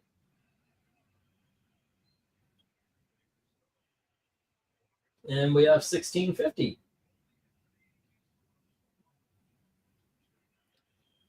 Well, yeah, Austin, if you think about what the original headline was, and then the headline at the end of the story, and then you think about everything that happened in between. Yeah, I thought, yeah, like I said, and if continuity means anything, it'd be trying to sell Doc Ock as a good guy ever after that is a stretch, because he fully intended to murder 5 million people. ASM Annual was good too, but you seem to got a whole lot more than me. Okay. Alrighty, and it looks like it's stalled at 1650 to RDV. And it was Frank Miller art. And O'Neill and Miller did 2 straight Spider-Man. So the Amazing Spider-Man is Frank Miller art? The 15, yeah. Okay, well that's good to know. That's a good sell point. 17 from one slick.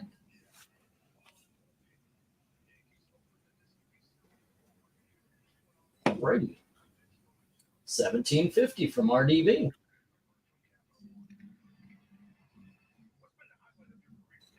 And we got 18 from one slick.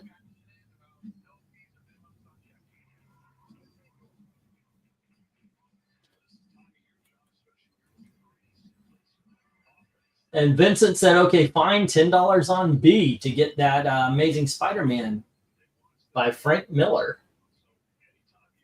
All right. A little bit lost in the firefight, but I most certainly appreciate it. 1, 2, 3, 4, 5, 50.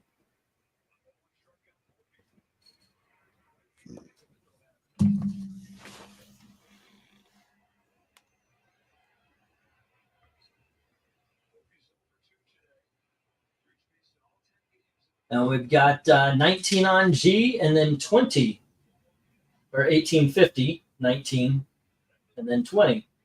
Wow. Okay. And it looks like Vincent just bid on the rest of the top row, too. Okay. 20. This is the one time where OSD is not one skip dude. Well, Vincent, damn. Let's see. The annual 16 script by, wait, all right, twist my arm. I'll take the top row. All right. The rest of the top row is the X-Men Teen Titans. And let's see. 1, 2, 3, 4, 5. C. And that would be Amazing Spider-Man annual number 16. First appearance, Captain Marvel. I would say the true Captain Marvel.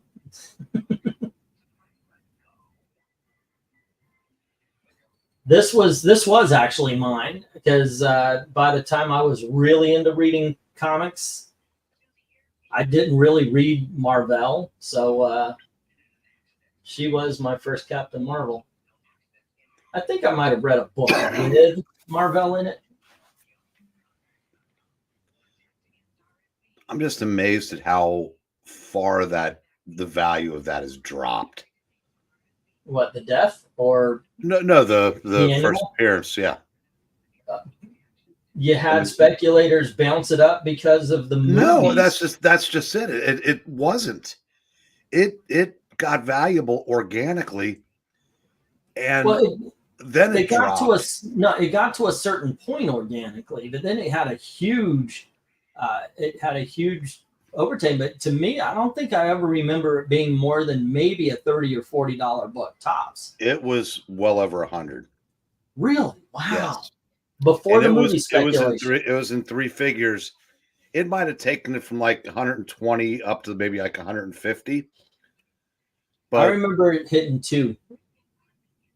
But it just, I said, I mean, it's because Marvel books usually don't, the ones that got there without the hype of the MCU tend to not drop. DC, on the other hand, that's a different story. But yeah, so I'm kind of surprised. I mean, at least now it's affordable now, so that's nice, which is something you can't say about Spider-Man very often.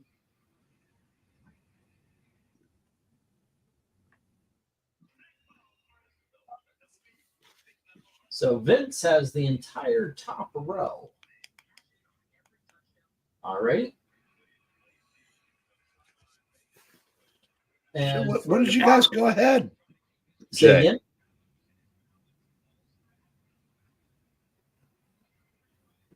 Jay, you still here? Jay's muted. I think he's really heavy into the game. I know he has his mic off, but I know he's still listening. Yep. A&M took the lead. All righty. So Zach's kicking puppies now. Penn State's got this one pretty much in hand, I guess. But no, that's not what I wanted. What the hell did this do? I don't know.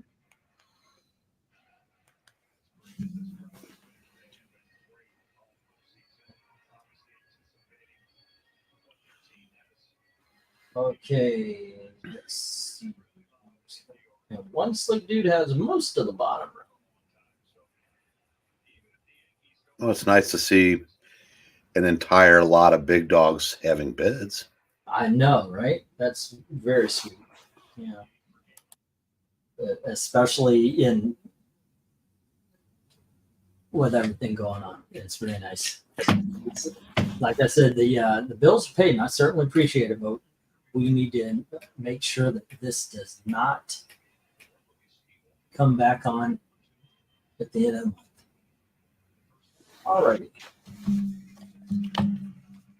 There we go. All right, good fight. OSD says RDV. That annual with Monica Rambeau is when Little Englandine grew up and became, hey, you know what? That picture, that one bit where she is trying to distract the cops, so she takes off and then it's just bikini Monica. Yeah, that's nice. That was nice. Let's see. So I haven't been in much streams with Zach in them recently. Has Zach lore expanded? I don't know. I think he's just chilling, you know. Let's get the woman Orny. And in all honesty, I don't have any more $5 or $2 or anything like that. So it's straight up $1 books from here. Hopefully you guys will be interested in them. But we'll see. We'll see.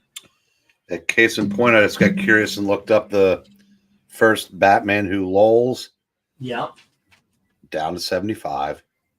Yeah. That was a $150 book not too long ago. I hadn't seen it for more than 110 or 120, but I'll take your word for it. But that's kind of my point. DC, yeah, hell, the first Amanda Waller got down to 6. Wow.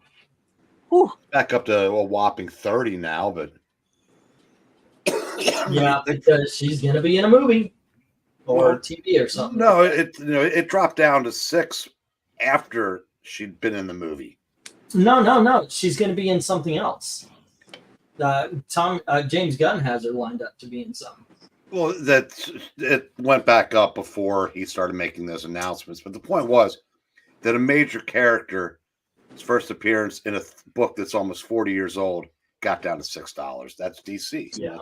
Right. Marvel is not that way. Breen. Yo, Breen. Yo. Have you seen any updates here on the A&M LSU game? Yeah, I said, when did you take the lead? Oh, it happened on the previous drive, and they're about to score. Aggies are about to score again. 21. Oh, wow. Yeah, it's completely shifted. Marcel Reed, the new quarterback, already has like 5 rushes for 40 yards and 2 touchdowns, and the defense is turned on. They've had back-to-back interceptions.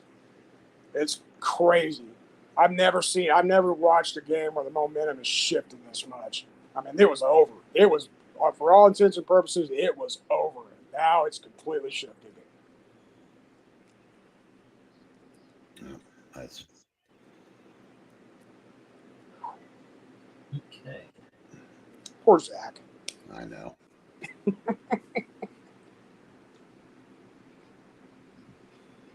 Okay, and RDV, let me write him up a page. It's the only way it's not getting any worse is if you got a knock on the door and this is a new neighbor saying, "Yo, neighbor, can I borrow a cup of brown sugar?" And your wife. I'm sorry, Zach. Mind if we dance with your date? Hey, it's Otis. They love us. Yeah. Old people know, ladies and gentlemen. That's all I got to say on this.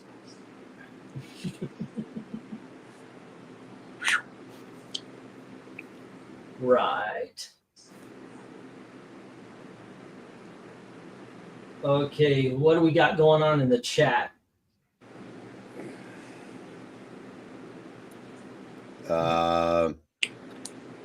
See, I was getting arguments about Monica Rambeau with my brother. Thought she was hot and awesome. He thought she was boring. You She win. can be both. And well, yeah, it depends on the era. Now, yeah, I think she's just as useless as 98% of the Marvel's characters. Ouch. I saw a tweet today from somebody that said, "Yes, is my last. I've been reading Daredevil since 1986, and I'm done." Wow. That's sad. I can understand that. I mean, I was damn near offended by the whole fact that Elektra took Daredevil's, not because, woman, no, because Elektra would never do that. Elektra wouldn't give up her identity to be him. Once again, guys, every $20 spent gets you a spot on the wheel for Strange Adventures number 190, first appearance available. And apparently, being a modern Marvel title, Daredevil has become an ineffectual boob. Oh, that's sad. That is sad. Yeah, I agree with. I can't remember who was talking about it because I watched too much crap. But DC, the best of DC blows away anything at Marvel other than Ultimate Spider-Man. It's a shame that they can't get their internal struggle under control, because there's still going to be more Justia Axelrod written series and things like that. But like I said, Marvel just what's happening at Marvel is generating any excitement. No books are really doing that for me these days. X-Men, I am where you were about last year, 2 years ago. Okay, so the entire top row goes to Vince. There we go. The X-Men, the two annuals, X-Men Teen Titans, and the Death of Superman. Alrighty. And then the bottom row goes to one slick dude, except for the Walt Disney's Donald Duck Beach Party 3, Beach Party 5, the Picnic Time, Family Fun, and Silly Symphonies are with one slick dude. And RDV has issue number 3 of the Beach Party. Okie dokies. Oh. SpaghettiOs? What? Yep. Henry, we had one issue of the Hulk tonight.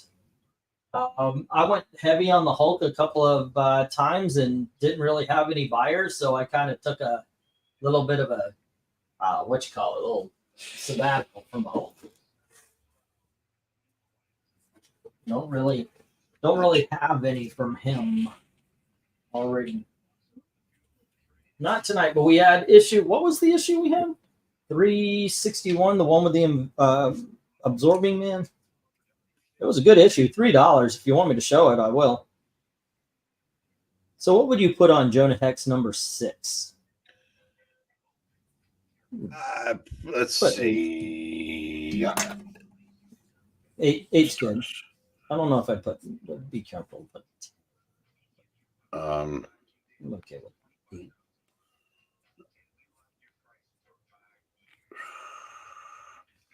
I would have said 10, but Yeah. You think? No, I already said 8, so it'd be kind of like I was raising the price. It's even a better bargain. There you go. What's the argument for putting it on at 10? What it books for? Yeah. Okay, I'm good. I'm okay. Yeah, sometimes I do like to go a little bit lower. Maybe maybe you can get a bidding war going. Yeah, maybe I do get. I do like to go a little lower sometimes.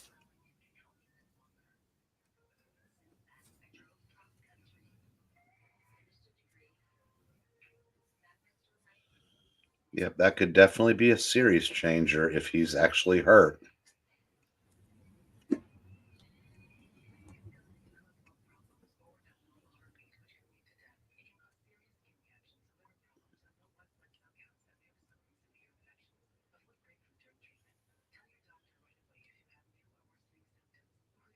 He's still okay. You're still there.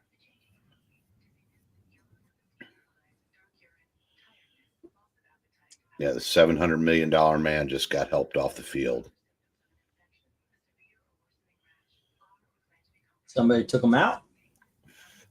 He tried to steal second, and he put his left arm down to like on a slide, and he might have done something to his arm there because he rolled over and called for the trainer. And he got thrown out, so he'd have been in the inning ended. And he's the DH, but yes, I don't have the sound on, so I can't tell what's going on. But he looked like he was in pain. Hope it was on like a sprained wrist or something. Because that will definitely change the complexion of the series. Because that means the Dodgers will be down to only like $300 million worth of players. Right. Okay, a couple of these you've seen before. Some of you haven't. We have Supergirl. This is Showcase Present Supergirl number 2. This is one of the phone books. All right, and this is there you go. I've always loved that cover, by the way. And then we have Rex Havoc, Raiders of the Fantastic. Yeah, not of the Lost Ark or anything like that. Next up, we have Spider-Woman, issue number 16. We have Indiana Jones, The Further Adventures of Indiana Jones, number 1. And we have Jonah Hex, number 6. Let me put the lot number, I guess, 11-ish. I don't know. Go for lot 11-ish. Okay, here we go. Once again, every $20 gets you a spot on the wheel to win the first appearance of Alma Man. Dun, dun, dun, dun, dun, dun, dun, dun, dun, dun, dun. Where do you go here, Eric? If you go here. Well, if I was going to go over the Supergirl, just to sheer volume of reading. I know, right?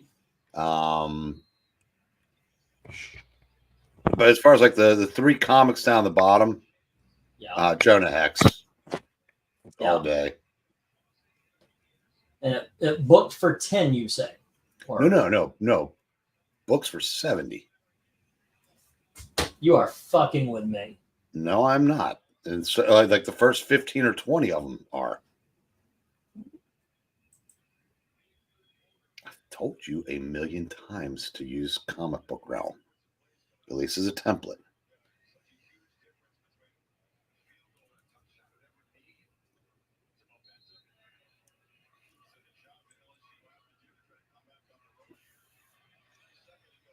I mean, nobody's getting 74, but that's what's on paper. Okay, so am I still around here? Yeah. Okay, because it's kicking me off.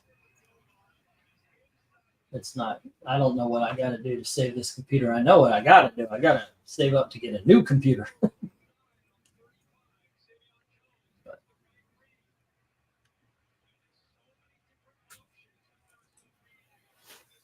That is a holy shit moment.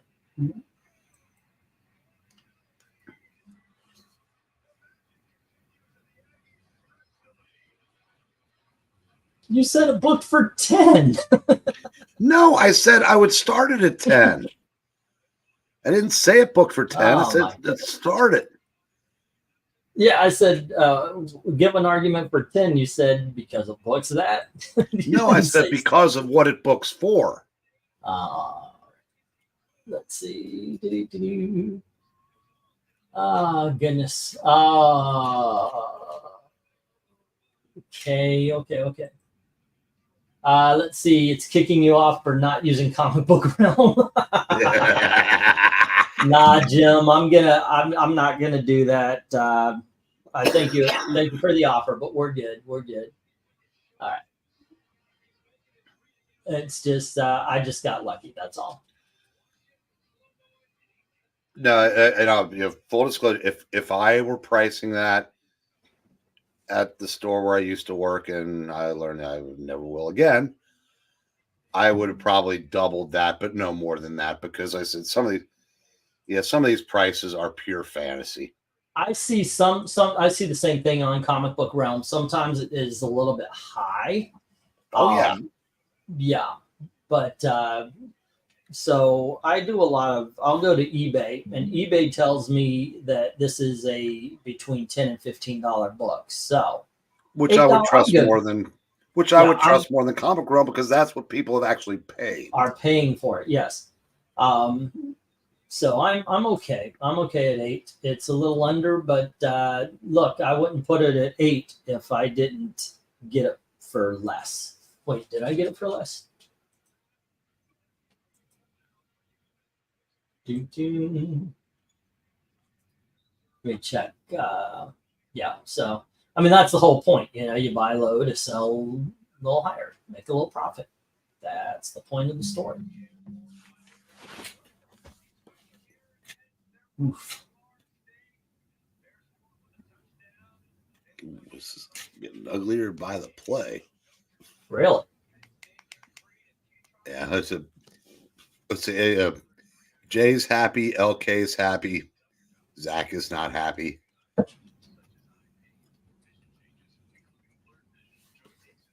And I'm happy because I haven't buffered in over an hour. Oh, yeah, but I've been dropping quick. Well, I'm talking about TV.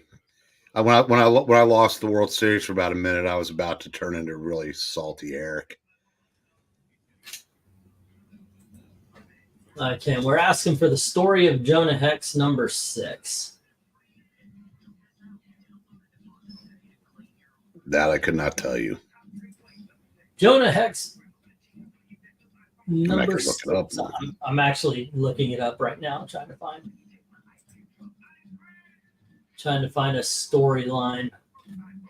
Jonah Hex was caught by the marshal, who then had to transport him across the raging river in a storm. Impatient, the marshal paid a man by the dock to ride him across, but due to the bad weather, he and Jonah falls into water. A family soon rushed to their aid. Oh, this is just the whole story. Okay, so it's a survival story. Jonah grabbed the marshal's badge from the drowned man. Jonah then, so Jonah steals the dead sheriff's badge, and he gets jobs after doing that. Okay, Glinda comes in. Oh, so it's Banshee. I guess so. Glinzer comes in with $8.50 on the Jonah.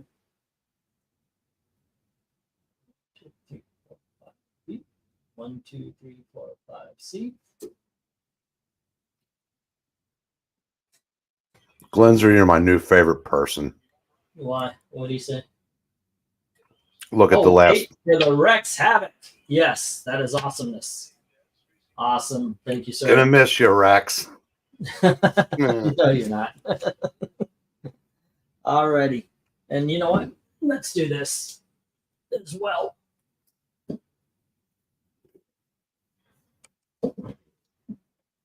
Okay. By the way, now that just got a shit ton better.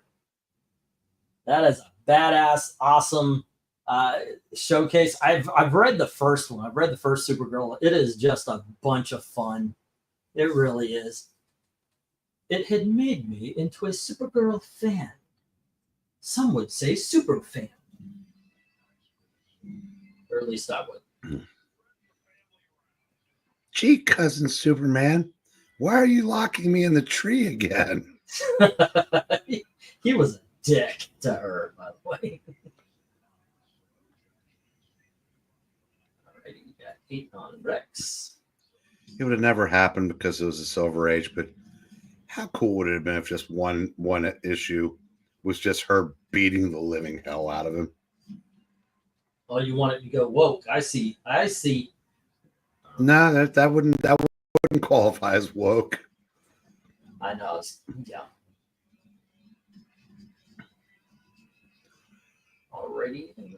Yeah, Austin, my last favorite person was whoever finally took that Tarzan off the board. Oh, the Dell one that we had forever and a day. Yep. Okay, so who was it? We had Jim. Jim put 8 on Jonah Hex, and then Glinzer comes in with 850. And then we have 9 from Jim, 950 from Glinzer, our second fisticuffs. And then we have 10 from Jim. And yep, that's where we sit so far. That's funny. I'm doing a Joe Kubert Tarzan drawing study right now as I listen. Alrighty. No love for the Spider-Man number or Spider-Woman number 16 or the Supergirl or Indiana Jones. The third and last copy of issue number 1. We've got 1050 from Glinzer. Great.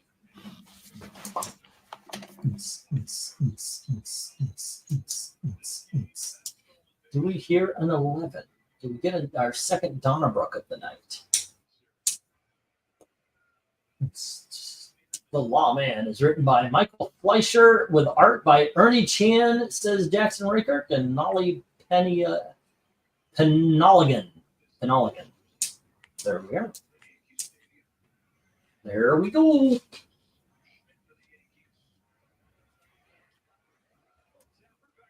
Think of the wonderful things. It's the same as having wings. Let's see. We have Jim, Glinzer, and of whom else? All right. We're still on 1050. No reply.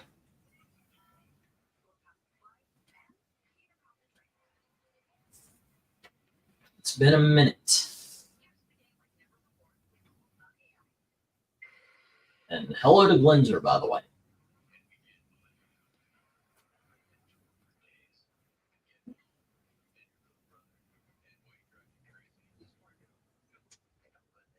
Alrighty. Let's put up the 1 minute warning. Oh, we get a last minute there, 11 from Jim. And that is our second Donnabrook of the evening.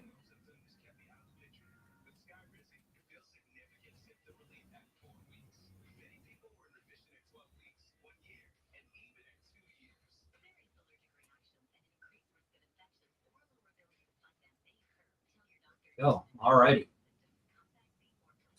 Little bidding war.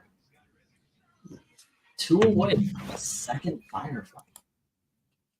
Did I just jinx it? I have no idea. But we have the 2 minute warning. What have I missed?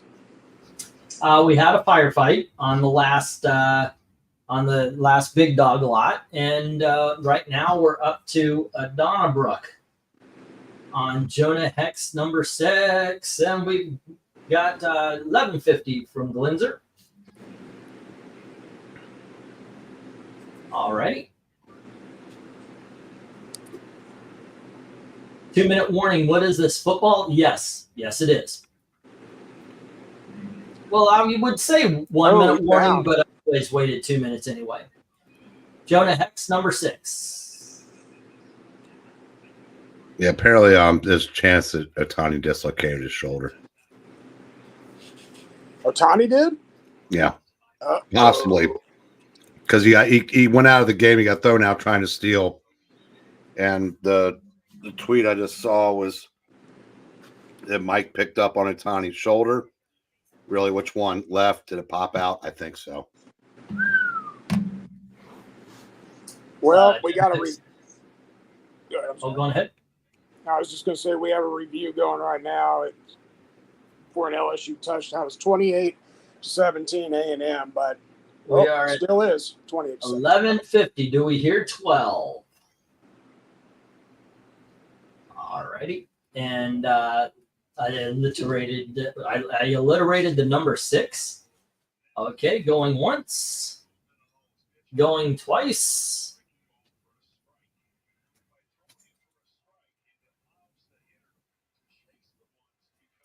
And there we go. All righty, and it goes to Glenzer at 1150. Let me get these down and get the next round up. We have No Love for the Supergirl and No Love for the Indiana Jones. It is an MK. It's his left. Oh, He'd have And been no- fine either way, but yeah, so they're and They may Glenzer need has it for the this Jonah series. Hex and the Rex Havoc. There we go.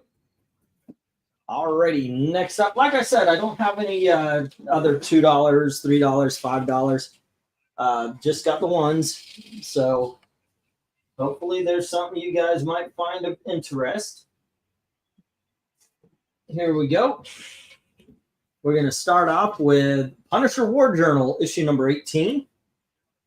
Now we have Punisher War Journal, issue number 38. And here is issue number 42. And issue number 43.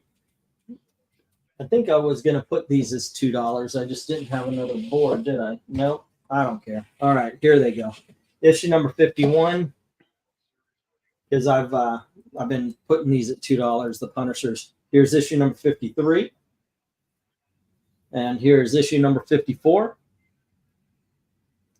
Here's issue number 55. And issue number 56. Have I been miscounting these things? What the hell? Okay, so I don't have. Oh, hold on. And here is Green Lantern number 37. There we go. Alrighty. Let me put up the lot. I think we're on 12. Jay, you here? And here we go. Kroger had the Visa gift cards. All right. He put up Punisher Books Me's. Well, it's not really your thing. It's not your thing. But a lot of people are appreciating older Punisher since they decided to nuke him at Marvel. So there you go. All righty. Bidding begins at $1 each.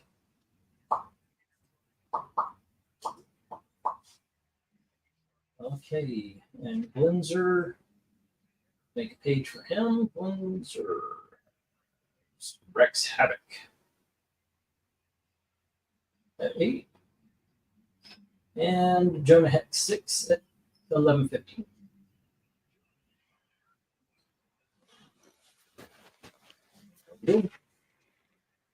I'll take the entire board, says RDV. Okie dokies.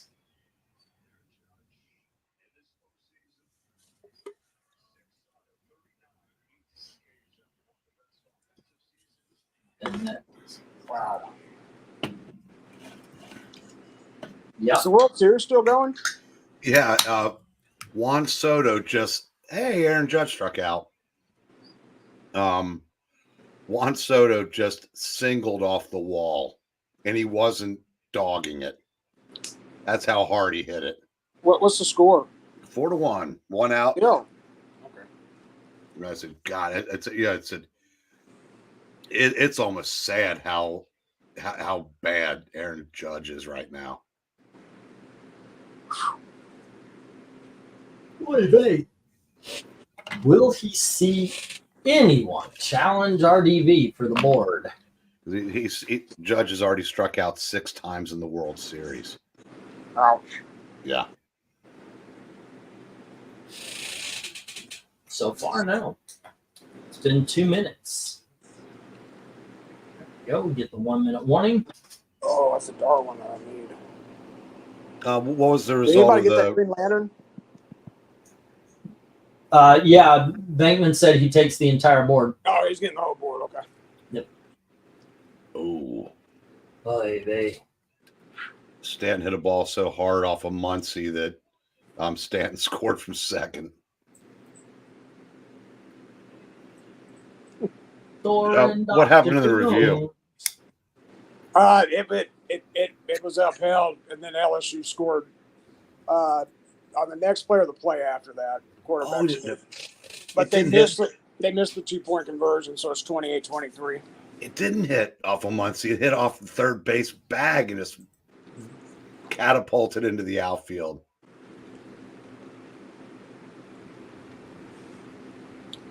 Wow, tying run comes to the plate. Oh, it's Jazz Chisholm.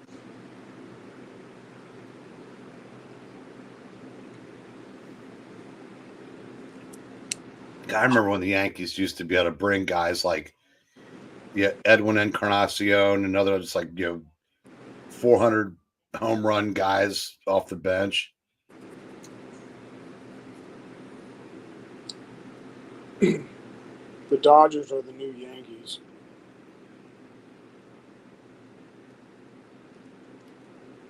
Yeah, honestly, the Dodgers have some stiffs on their bench, but Edman and Hernandez they've just come up huge. Okay, we got the 1 minute warning. RDV has the board at $1 each.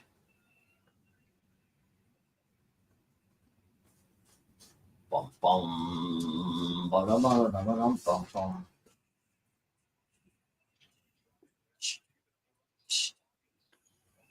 Okay. Notice how, looking at cover D, John Romita's Punisher in that picture looks like Bluto. Yeah.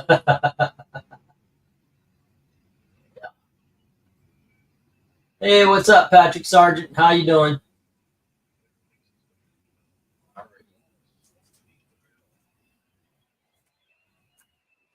And let's get the stop. RDV has the lot at $7.50 after the 25% discount for taking an entire board. There we go. None tonight, Venkman. What's the none? How many bad calls by umpires? For some inexplicable reason, baseball didn't go with their best umpires. It was almost like they drew them out of a hat.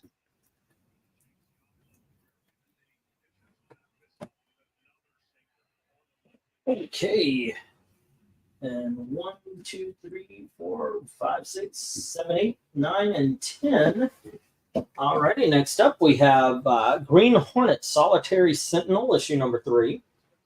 And then we have issue number 23 of the Green Hornet.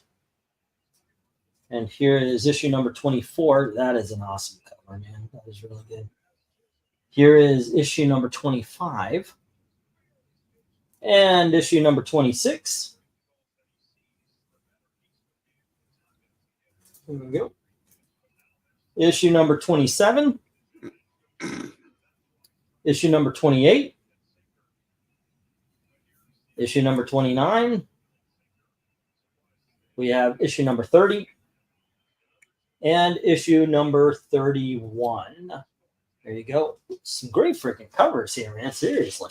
What do we have here? We got 23, 24, 25, 26, 27, 28, 29, 30, and 31. So a 9-issue run, you get a good feel for the book. And Dynamite Green Hornet is pretty good. All right, let's go. I gotta read Glinzer's last comment. Lot 12. Going ahead.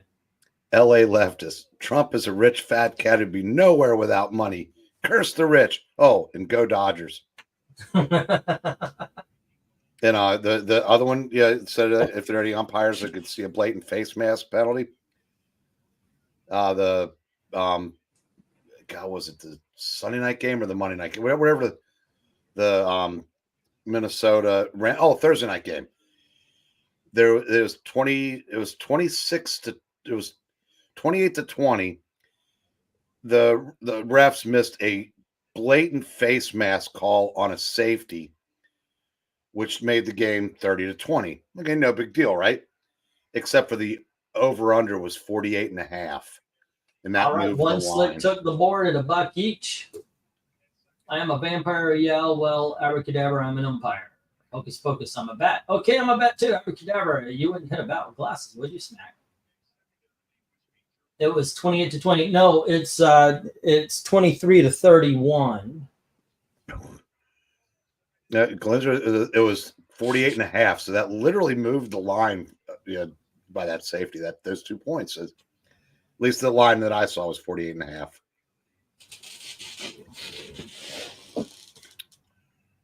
So a whole lot of money shifted by that missed face mask.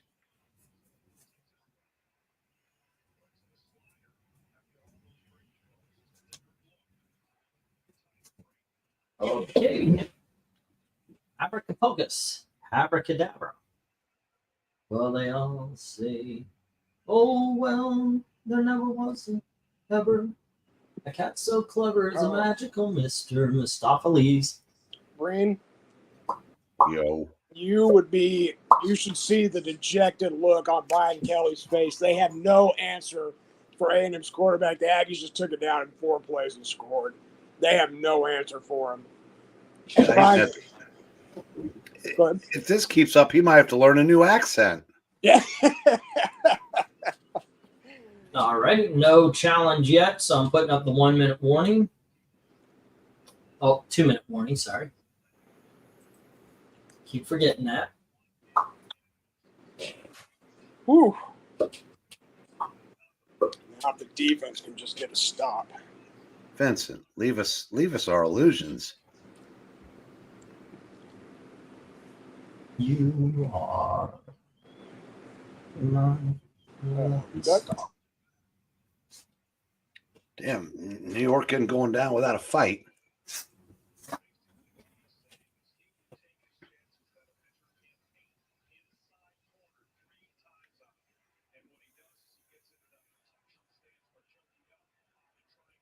Okay.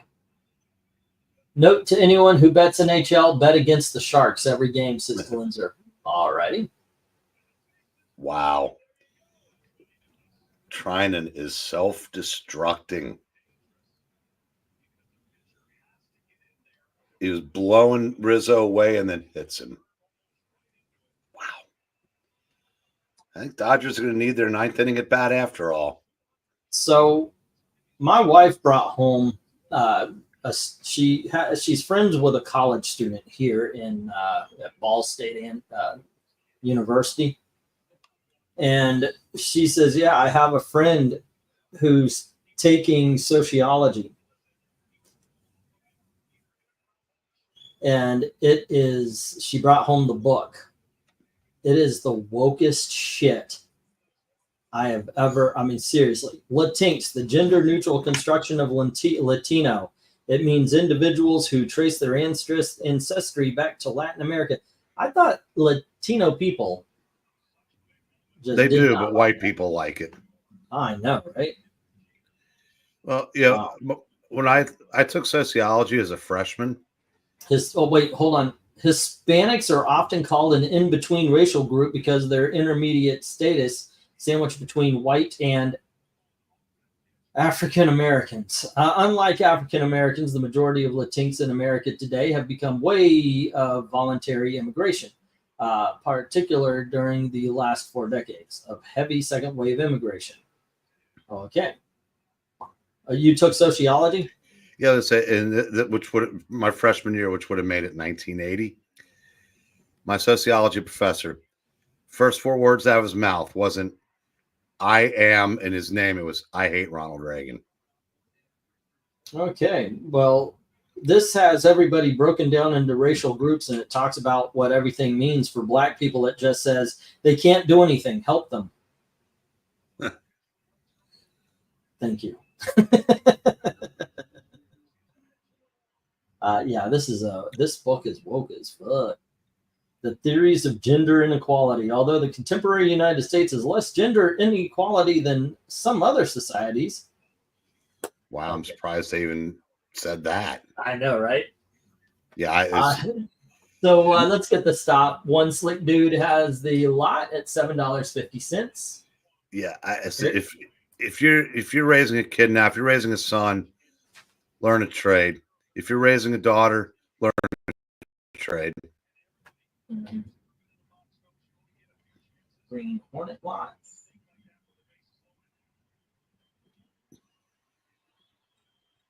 Okay, that puts him at 53. Alrighty, and once again, every $20 you get a spot on the wheel. Oof. There we go. Fun times. You know, we used to start at 9 o'clock. I'm wondering, what if I cut off the first three? The first dollar books never go, except for maybe one or two here or there. And just start with the $2. 1, 2, 3, 4, 5, 6, 7, 8, 9, and 10. Yeah, sometimes they go. To quote my dear old dad, he couldn't hit that ball with an ironing board. All right. Flash number 40, ladies and gentlemen. This is it is Williamson. Williamson here. So we also have issue number 41. That's by Venditti. So I'm assuming it's a different run. Or is it? Yes. Then we have issue number 44 by Williamson. Next up, we have issue number 45 by Williamson. And here is issue number 57. And we have issue number 62. Here is issue number 63, 68, 71, and 785. Like they didn't f that up. All right. There we go. And let me get the go for, what are we on? 13? Go for Well, why not? 13. Yeah, something like that. All righty. Here we go. Let's see if there's any love for the Flash.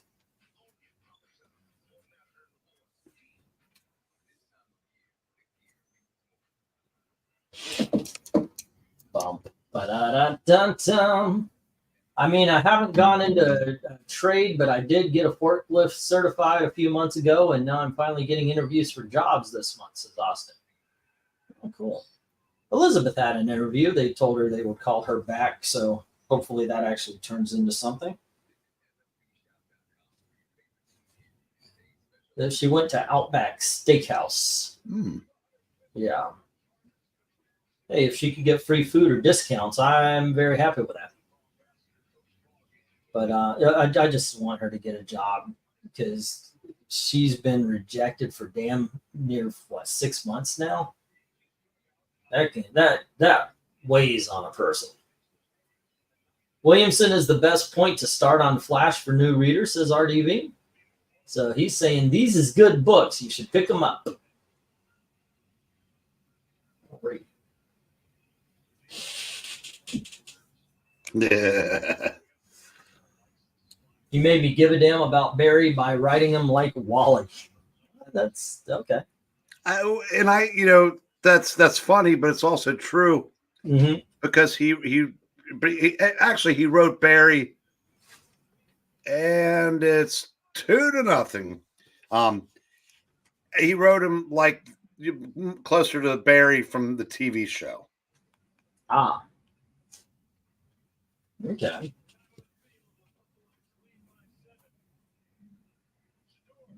I would say if your kid shows promise in STEM in primary school, nurture it, send your kids to college. Everything else, don't go unless you're over 25, passionate, and can pay as you go.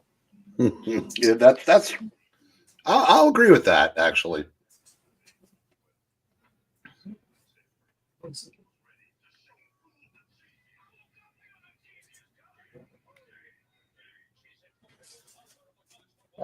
see, some Flash books, good books, says MK. So far, no love for these good books. I am going to throw some in the microwave. It'll take about 3 minutes. I'll be right back. Alrighty. Let me get the 1 minute warning.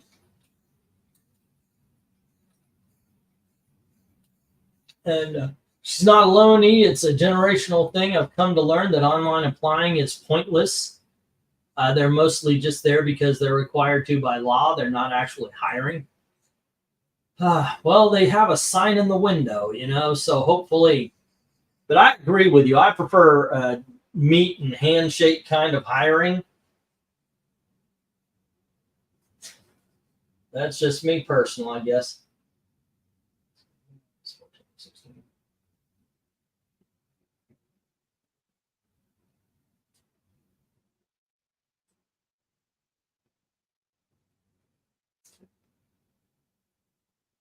Let's see, 5, 10,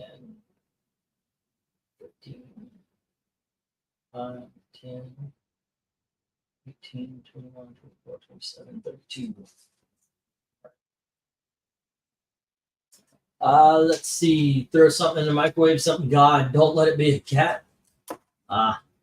So here's a new thing. The person who fills my house with pot called the Pound, and they rounded up all the cats, including the one that me and Gail have been taking care of. And I don't know, that kind of pissed me off. And Gail said, well, at least it solves what are we going to do when we move, because, we can't take the cat. We got the bird, but yeah, that just pissed me off. All right, let's get the stop. No love for the Flash tonight. Yeah, that is to say, if you make enough money paying as you go, you are more likely to make more money staying out of college and working in that 4 years than being there and being broke for 4 years. That's interesting. All right, let me get these down. We'll get the next round up. I think it's only, this might be the last slot. Okay. No love for the Flash. Okay.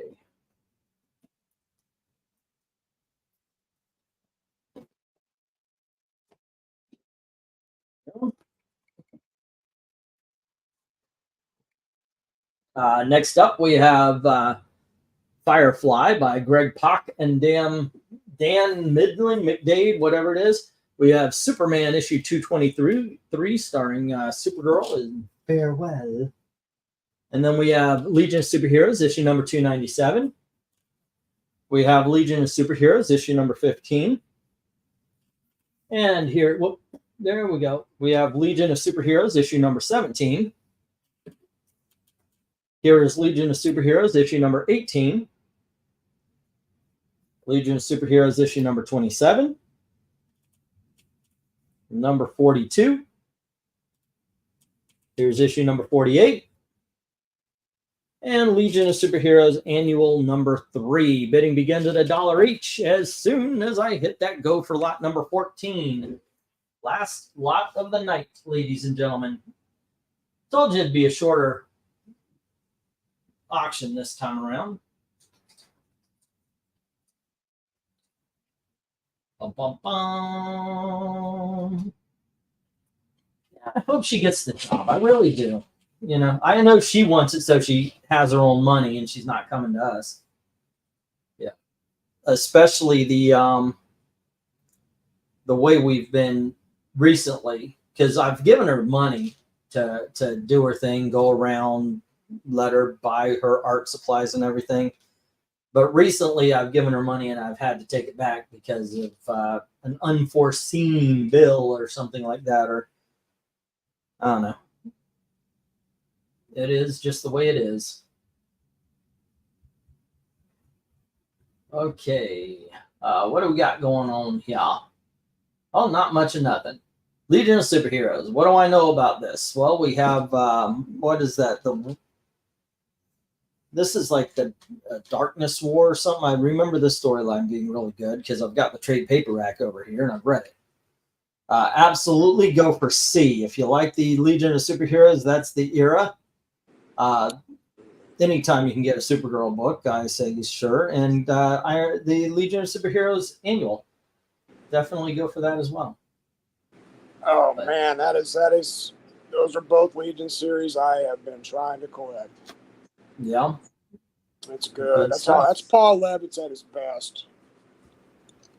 Good stuff. Vincent says 1 for A, getting the Firefly. All right. Nice. Yeah. Don't go to college if not given any job placement leads. Yeah. My daughter decided that she wanted to be an artist. And so she decided not to go to college. And then she gave herself an education. She went online, she studied, and you guys have seen her art. It's really good. Yep. And yeah, she's managed. I bought a printer so we could actually make prints of her work. We just haven't hooked it up. We're having a hard time hooking it up online, so we're gonna go get a couple of cables so we could just hook it up. But making prints and selling them of her artwork would be excellent. Okay, so Vincent said 1 on A, the Firefly. Alrighty. And Jim comes in with B, C, G, and H. Alrighty. There's Jim. Oops, not C, says Jim. Alrighty. So it's just B, G, and H. Okie dokie. That would be Superman 223. And then G is Legion of Superheroes 27, and H is 42. Alrighty.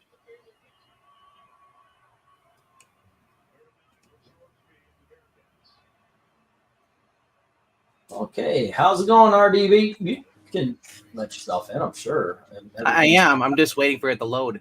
But you always let me in before I hit the button. So okay. So now I just sit back and relax.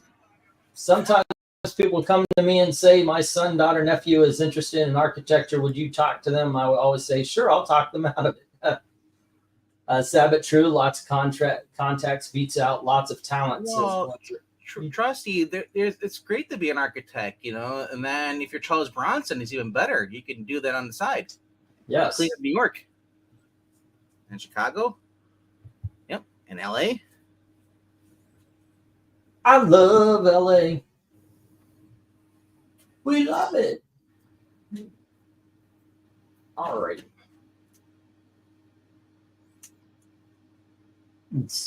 Firefly, the most loved show that only a few people watched. Yeah, the people who watched it loved it. And then they said, hey, you got to check out this show to their friends, and their friends watched it and loved it. With how much love it got, even if they brought it back in the show, I bet you no one would watch it. I don't think it would be the same. I mean, right now we're dealing with 2024 politics with an ultra woke, what's his name? Hear me out. You could just go the way it was back then without any this crap today, the woke policies and all that stuff put in there. Just write a good show and no one will watch it. Yeah. You know? I can't argue it. I can't argue that. If it came out today and they say it's not woke, it's woke. Don't watch it. Mm-hmm. That's all here on YouTube.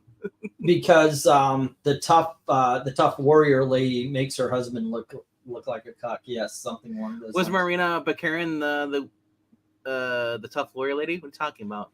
No. Gina, what's her name? No. She plays she's black. The black. No, I think she's not black. She's Puerto Rican, I think. I'll just say this: as long as Summer Glausen on the show, it'll last for 10 seasons. Yeah. Gina Torres, thank you, Trusty. Yes. Yeah. Torres. But no, but she was an awesome character. I mean, there would be two large reasons to keep watching it. Christina Hendricks boobs. Yeah, if they keep bringing her back. But those boobs are now 40-something years old. Still looks good, bro. Your boobs hang low. Do they wall to and fro? Can you tie them in a knot? Can you tie them in a bow? Some women age well. Okay. And their boobs stay the same. After the movie, 2 of the characters died. Yeah, that's true. That's true. There's no longer a Walsh or a priest. Any show you put on with Nathan Fillion and Alan Tudyk on there, Marina Bakarin, I think it'll last. Let's get the 1-minute warning. And The Rookie's been really well. Been doing well. Yeah. You see that it's coming back for its 7th season. Cool. I haven't seen it yet. Haven't really watched it. Like I said, it's pretty decent. It's not a normal cop show like you normally would. It's not like NYPD Blue.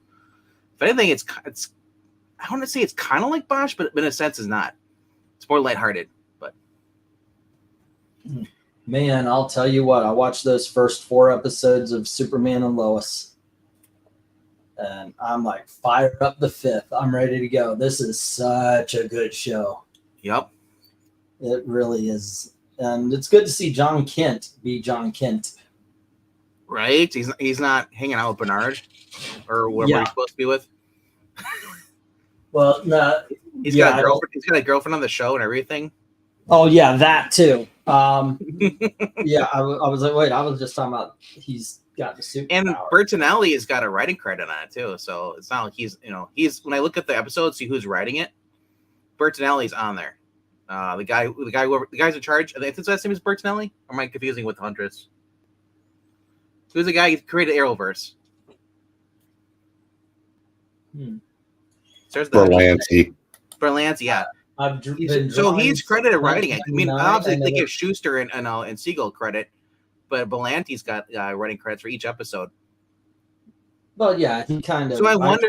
I wonder if like they decide, maybe they got rid of the people that were all the gay people who were the lefties. They left the company because remember CW got bought out by somebody else.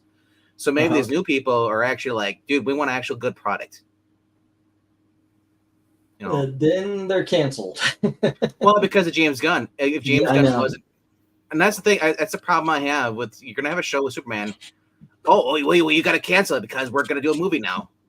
It's like no. I know, right? They make the TV and the movies different things. Just let people enjoy what they enjoy. For as bad as Flash was, with the Grant Gustin, it was miles better than anything they did with the DCU. As far as the movies. Well, I wouldn't say anything because of the Whedon cut, and there's been a couple of it's no, like I love the Snyder cut and stuff. Me too. But I mean, like even that had its issues. Yeah, no. I'm sorry, but look, it's your opinion. Obviously, you're right. I'm right. The reason I say it, in my opinion, no. Season 9, season 8. Season 7 are not as good. I will take Reverse Flash over any crappy villain they had in that movie. No, that season 9 was not better than anything in the season 9 wasn't better than the first 3 seasons of Black Lightning. Dude, I guess we have different opinions of level what's good and what's not. Because well, yeah, of course. I mean, obviously, but it's okay. It is what it is, man. Okay, so Jim has issue number 27 and 42. Let me get these down, and I'll get the in Sport Ball yesterday. I posted someone recolorizing the Snyder cut, giving Superman his correct Superman colors, and it made the movie that scene fight with whatever he is supposed to be the Accuser DC version. Yeah, whatever his name is. And it just hit no better. And then imagine if you put in like the Christopher Reeve Superman theme or something, and they're playing while he's fighting the bad guys. Like change the score. Like I'm tired of these depressing scores when they're fighting against villains. And that's probably what Snyder's version. For whatever reason, Snyder wanted to make everything so freaking dark. And if that's the case, and if he didn't want to do that, and someone else did it, he needs to come out and actually say who, not this. Well. Yeah, but still better than freaking Flash season 9. Well, I'm talking about Flash overall, not just one season. But you can't deny. I'll stand by you for Tom Cavanaugh's acting is awesome, though. Like I say, he played so many roles through the Flash. You're not gonna get me to talk. I agree with that. Yeah. What the hell? That scene where you have the other Flash, the good Reverse Flash, and then he rips his face apart. That is Tom Cavanaugh. Yeah, better than Snyder cut. No. Yes, but once again, but even still, start with like Man of Steel was better than the Flash. Man of Steel was better than the Black Lightning. And I would say maybe the first 2 seasons of The Flash could hold up to it. But Man of Steel was better than... Man of Steel had his dad saying, "Let me die by a tornado. I want to get out of this movie." Well, that's one line and that's one scene from a 2.5-hour movie. The snapping of his eyes. I'm not a black pill, so I'm not going to say that one scene makes the entire movie shit. Well, there's multiple Then scenes. what do we have? It was what? Batman versus Superman and Wonder Woman. Wonder Woman was probably the best out of an Aquaman, the first one.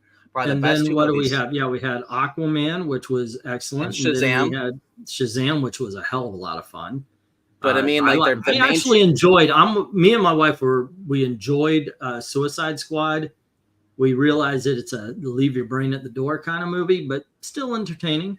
But once you get the Justice League, Suicide Squad by James Gunn was excellent. I liked Aquaman 2.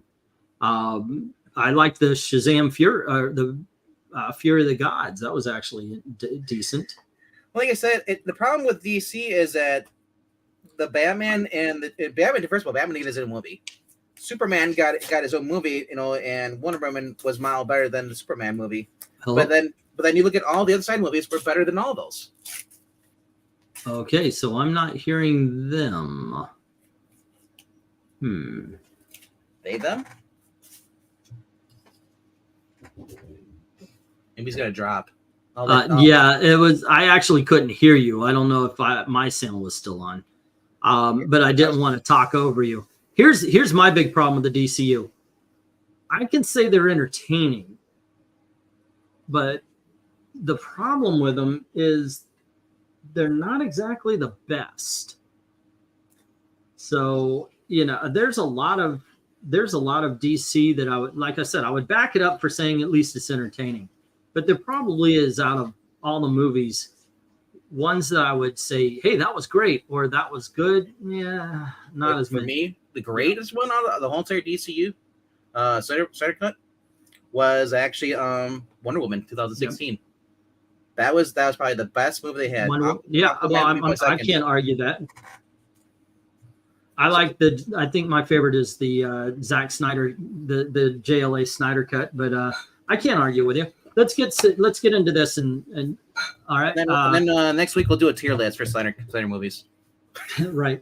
Actually, I'm not against that kind of thing. Okay, so Jim had the Fantastic Four, X-Men 1 and 2 for $5, Fantastic Four 293, 295, and 299 for $3 each. Green Lantern sets. Let's see, 16 and 17 for $2, 19 and 20, 19 through 21 for $3. Out of Time for $3. I got WR here because I was trying to write them quickly, but it's issue 33 through 35 for $3. Superhuman Traffic for $2, Rebel Run for $2, Evil's Might for $3, and Mind Games for free because of the discount. Superman 223, Legion of Superheroes 27 and 42, and those are $1 each for a subtotal of 35. Jim.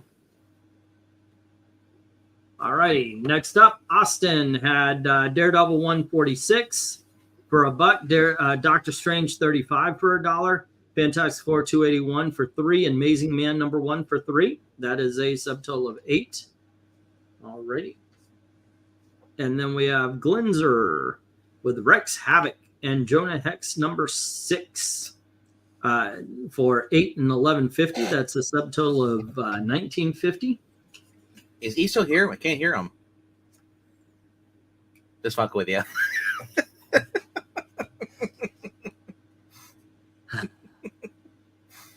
Nobody likes you, by the way. Just letting you know. It's you know what? I like myself. Fact, but it's I like myself, and that's all that matters. Far too much.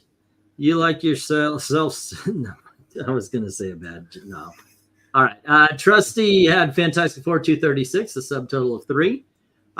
Vincent. By the way, if you want them shipped this time around, just give a heads up. I'll give you the shipping. I know a lot of you guys hold off if there are only a few issues. Is that the correct? Currently, 1 through 18 is $9 priority mail, or is that an old one? Oh shit! Yeah, no, it's All right. it's I've got something up there with the holiday stuff All right, where do you? because it's like now it's I believe it's 19 for a priority medium box and it's 11 for right. a so I like to drop it $1, maybe Because- $1.50. once the- So Yeah, Yeah. once the deal was asking about putting up the shipping ticker, that's what I was asking how current that one was. yeah, I thought I fixed one I only see to that to one- I only match saw that one. holiday yeah, did I?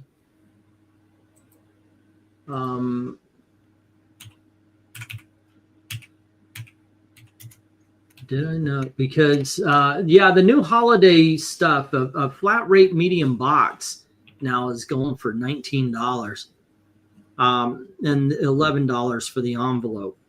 Vince had Green Lantern 38 for 2, 27 and 29 for 2. Hal Jordan Green Lantern lot for $7.50. The Batman Secret Files for 3. Punisher War Journal number 50 for 3. Spectre 8 for 8. The 90s version. Doc and Wolverine for 5. X-Men 24 for 10. Amazing Spider-Man Annual for 10. And Amazing Spider-Man, that was 15. Number 16 Annual was 20. X-Men Teen Titans for 12. Superman Death of for 10. And Firefly number 1 for $1. And that is a subtotal of 88. Alrighty. And that would be 1, 2, 3... 13, 14, 15, 16, 17, 18, 19, 21, 22, 23. So that would be going box. So that would be 106 after shipping if you wanted it. If you want me to hold on to them, it would be 88. I was thinking about when we got a little money, I'm going to buy some more short boxes. And that way, if you guys want to hold off for those, because shipping's getting that You way. should have seen how many Shannon has in his back room. He goes on the comic book memories. His Yeah. whole wall was all in like two Wow. or three just all short boxes. I'm running out. I haven't been able to get collections in because usually I buy a collection, sell the collection. I've got an empty box, but I haven't been able to buy collections like I used to. So Yeah, I'm running out of short boxes because they're going out with like dominant. and you don't have any comic book stores by you at all. I do, but I've got to check on them. If I ever get a car while the one is open, I'll go to that. But Because my shop sells them for $7. yeah, I know. Well, that's actually I could get them a little bit cheaper if I buy them off of Amazon. Donald Duck Beach Party number 3 for 20, and Punisher lot for $7.50 RDV. That's $27.50, and then Superman Fam. Oh god dang it! I forgot to bring up the spinning wheel while we're doing all this. Okay, let me get the spinning wheel. One Slick Dude has Superman Family 174 for 3. Picnic Time for 8. Donald Duck Family Fun for 15. Donald Duck Beach Party number 5 for 10. Silly Symphony for 10, and Green Hornet lot for $7.50, and that's a god dang it! I said it every gosh darn time. You said mine was $27.50. Yeah, and then 53 at the shipping. 1, 2, 3, 4, 5, 6. Oh no, 1, 2, 3, 4, 5, 15. Should be able to go. I mean, they're bigger books. These things. I'm wondering, can they fit in a bag? That would be 10. So let's go 63. One Slick. I'll see if they can fit in the bag. Alrighty, let's get to that spinning wheel. Alrighty. Wheel of Names. Turn, turn, turn. Alrighty. Tell us the lesson we will learn. Yep, that's what I was thinking. Wheel of Mortality. Turn, turn, turn. Tell us which customer will burn.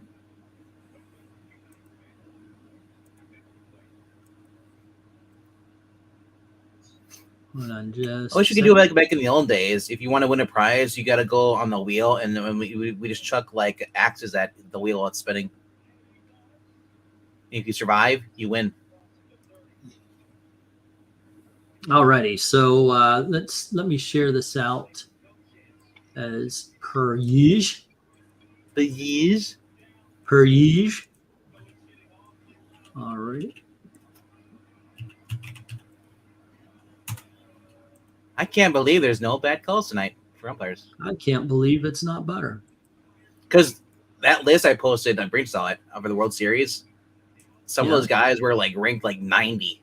I know. So I take it Jay left while I was gone. He bounced out. I don't know if he said anything goodbye or not. I think he just left. Okay, so one slick had 53. That puts his name on twice. All right. And then we have, what do we have? RDV. Mm-hmm.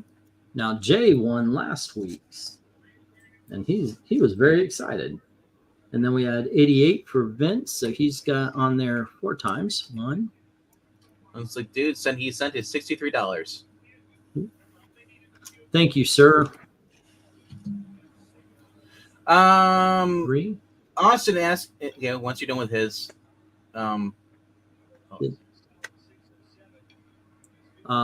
2, 3, and one more time for Vince. Austin asking, do Ko-Fi Right. subscriptions still count as an entry on the wheel? Yes. Yes, it does. Thank you for reminding me, sir. Oh, hey, there's Squiggy. Anytime we do this, which Glenzer actually bought these last 2 books, and I gotta tell you, it's fun. I get on a even keel again. I might bring this back. It's a fun thing to do, regardless of whether or not it affected sales. Jay, it that seems was like you Froggy guys so bad. enjoyed it. Say again. Jay, as I heard you calling me telepathically. That wasn't me. That was Froggy. Austin, let's see, he only had 8, but he's got a spot on the wheel. And Jim had 35. That puts once. So Jim Sorensen. You know, Breen, when you said Alright. that was Lenny that played Jimmy's brother in Better Call Saul. I forgot that. I had no idea until I was watching old SNL. I'm like, wait, that is him. Because he looks nothing like he did, well, a long time ago. He's much older now, but yeah, I just never put 2 and 2 together. One slick going into from envelope to a box is usually about 18, maybe 19. You're there. But if we put it in a box, it's going to be filled with a lot of padding, basically. So A lot of padding.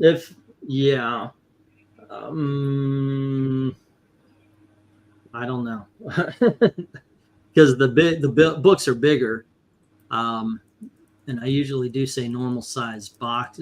I mean, probably it'll need a box, I guess. I don't know.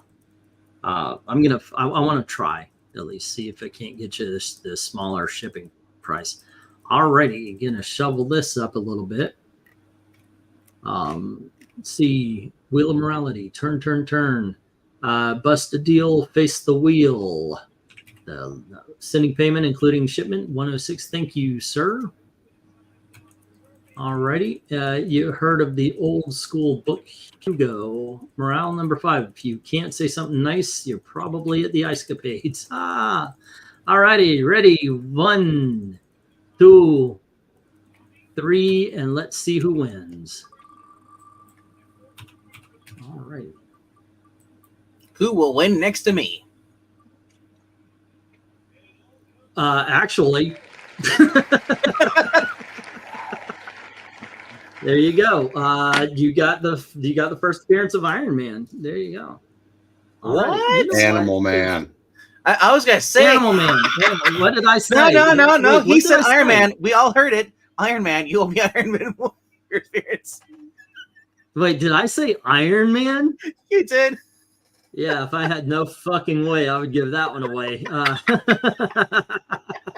I did not know. Did I actually say Iron Man? You did say Iron Man. Wow, I would. Yeah, there is.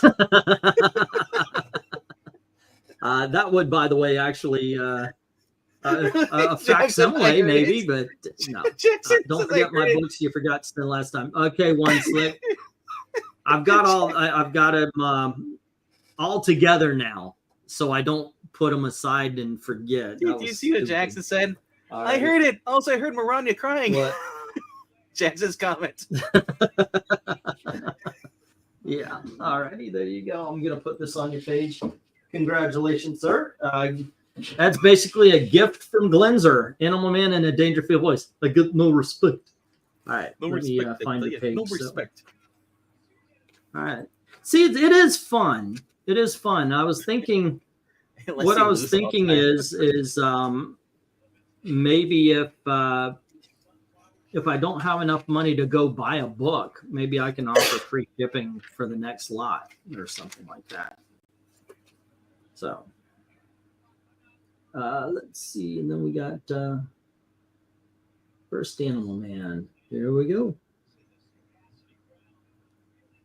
And you are all set and ready to go. Good night, One Slick. Good night, Austin. Animal Man and the Danger. Okay.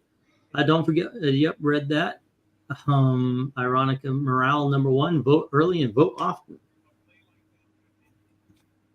Yep. Okay. Yep. Kamala needs all the votes you can give her, I and like your that. dead loved ones. I like what Ash said in during the Evil Dead show. He's like, "I'll be nice right at the point I'm not."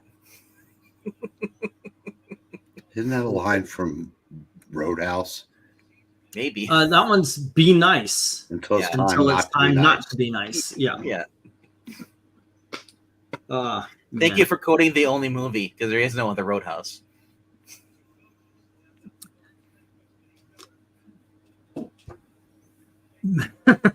You didn't like it, huh?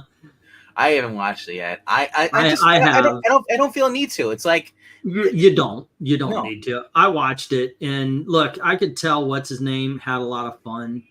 Jay Gyllenhaal. Yeah, he enjoyed it, and it's. I say this a lot, and listen to what I say about movies sometimes. It's entertaining. Right? Yeah, I say that a lot more than I say, well, that was really good. I say that's entertaining to mean it's like a B film. You know, it's not an A+ film. It's not an A movie. It's one of those where if you put it on, then for the runtime, you're going to be entertained. It's going to be fine. You know, that's what I mean. It's not necessarily a great film. It's just, yeah, it's entertaining, you know? There's degrees, obviously. I don't think I've seen but maybe 5 or 6 like A movies this year. Roadhouse was not one of them. No. I think what was it? Late Night with the Devil. I think that's one of my A+ movies. You didn't like it? Yeah. What else? What else did I see that was like, holy shit, that was great? Oh, the one that I loved that nobody else loved that actually made it to the A column, Joker 2. Deadpool Wolverine is an A+ movie. Yeah. Yeah, but there you go. But a lot of them, they end up in the B column. Let's see. Dixon. See, Austin, good luck on the interviews. Yeah, man, sure. On Facebook, Chuck Dixon's like basically Say it's what? like I follow Chuck Dixon and we're friends on Facebook. So he basically was posting about Blade. You know, he's like, you know, if today's movie writers and and executive producers would just go back, look at Goyer's Blade movie, and just use that. That's how you make a comic book movie using the Yeah. source material. He said, sure, the fights, the end seat was a little that's it. stretched out, but for the most part, it was enjoyable. It was fun. And then that's all you needed. Well, The only thing is that- or, and here's something, go find the comics, adapt them. You know, they're there, you know. You can make a script out of them. That new movie with The Rock and Chris Evans looks like a C movie, C for crap. I don't have a feeling one way or the other, but I've learned to do that with a lot of trailers. There's not a lot of trailers that make me go, ooh, anymore. You know what I just I actually think like? so many. But if they don't want to do a Blade movie, with Leslie Snipes doing all that stuff, he's older now. why don't they just do an animated movie with Wesley Snipes as Blade and have him go against Dracula? Could do that. That's what I want. That And do it close to this I've actual been comic books. wondering that for a long time. I mean, there should be a non-stop animated movies from. They should have started that in the 70s.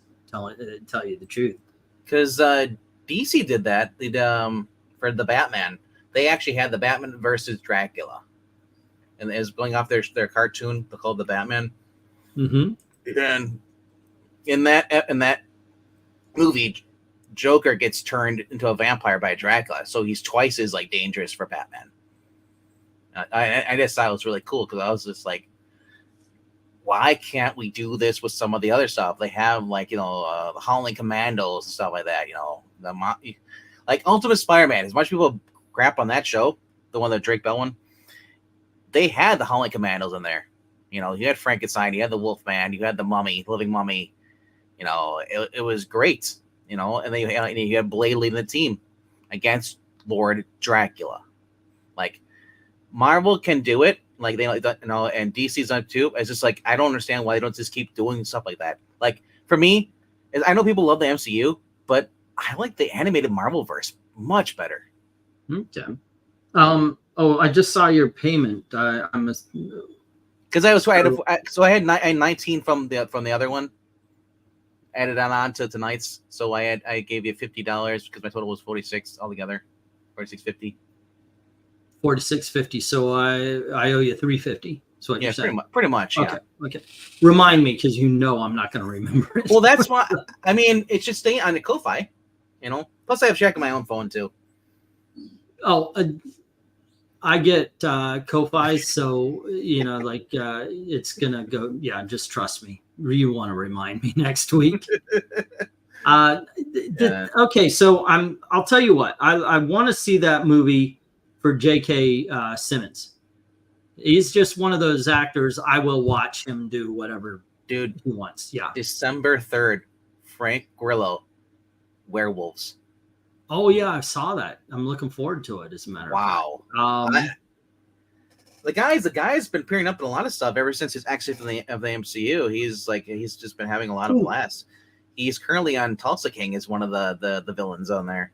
I have not watched that yet. I am so jazzed to see it. I'm trying to talk myself out of indulging in getting Paramount Plus. I got to admit I did indulge Gail and got the AMC. It's Halloween and she hasn't really watched horror films, so I got her Shudder. Get a Fire Stick. That's what Breen has. Yeah. So what with a Fire Stick? With a Fire Stick, I can get Shudder, and he has free TV pretty much. Okay. Does it open up all those good streaming channels? Is that what you're saying? I think so. Breen, quit stuffing your face with food. No, it doesn't. Okay. What it does, my friend's son installed another app called Cinema. Uh-huh. And there's another thing you get to go with that, where the Cinema app is free, but the thing to make it better is like $3 a month that you have to order. But if you he's watching The Penguin, and it says if an episode comes on at 9, he can start watching it at about 9:30. And anything that's on Netflix or Hulu or Apple, someone posts almost as they air. And that's how you can watch the scripted stuff. Okay. So basically someone's just screen sharing their stuff, their TV. And then there's a link to it. Way to look at it. We went in, I was just thinking of movies and typed in Night Stalker, the Kolchak movie. Yeah. First 3 things we tried were in Spanish. Yikes. But there's like 20 choices. Okay. Yeah. Like I said, I don't watch live TV anymore. I have cable, but I don't watch it, Other people in my house watch it. I don't watch it. But I mean, I prefer watching everything through my computer. I mean, I find movies through Daily Motion that people upload. That's where I watch a lot of my stuff. Is like Daily Motion. People are uploading whether it's wrestling or if it's just old Hong Kong action movies, stuff like that, or TV shows. Sometimes I find them on there because Daily Motion, unlike YouTube, they don't really give a crap about copyright. They don't go after you. So Forgot about Daily Motion. That is a good place. Daily Motion, you can watch Song of the South if you're a Disney fan and you want to check out what all the deal is. Also, I was for a little bit, I forgot. Now I'm going to go back, but they had Tales of the Gold Monkey on Daily Motion as well, which is a 1980s kind of Indiana Jones sort of television show with that Seventh Heaven guy that was from Star Trek 1 who ended up being a pedophile. Oh, like the dad. Yeah. Well, you know what? The show was good. I don't, but I'm not going to go. It's like I can't. That's the thing. I will never say like, I'll never watch Seventh Heaven because someone's like, well, because people are like, well, you could tell in the show. No, you can't. You cannot tell that what he is doing. Nope. Behind stuff. No, it's like what I got to stop watching Ferris Bueller now because Jeffrey, what's his name? Yeah. Of course not. Stephen Collins, thank you, Trusty. Let's see. Cable sucks. Cable sucks. It really, really sucks. I haven't had a use for cable since 2016 election. I haven't watched. I watch streaming. I try through the Xbox. Like I said, I watch movies secondhand. So I'm not giving the money directly to a lot of these actors that are voting for Punk or Kamala. I'm sorry. I'm building a list here, and I might watch something years, but you're not getting my money from it though. Someone else pay for it. I prorate my movies. What is it? I see 3 a week. We pay $20 a month. That's 12 movies. So I'm paying like $1, maybe 50 for every movie I go see. Yeah, I'm good. I'm confused. Is that a backhanded compliment from Patrick Sargent? RDB, the comically correct answer to this stream. Okay. I don't know. You're saying the stream was boring? It's okay. Let's see Austin. We're also. I'm trying to pick up where I can find cheap. I'm trying to pick up physical media again. If I could find a good deal, that kind of thing. I don't want to pay too much. I was just say this. You gotta be some DVDs. Like I said, I prefer a lot of people who just got rid of their physical media because they had streaming. Mm-hmm. Yeah. A lot of DVDs, physical media, are hard to come by now, so they've gone up in price, just like comic books. Yeah, some have. I'm looking for a movie called Ruckus. It is not a famous movie. It's not it's not even a good movie. Yeah. But it's entertaining. That's the same with VHS tapes that never made it to DVD. They're not even on streaming. Yeah. If y'all don't know Ruckus, imagine First Blood, the movie starring Sylvester Stallone. But with Dirk Benedict.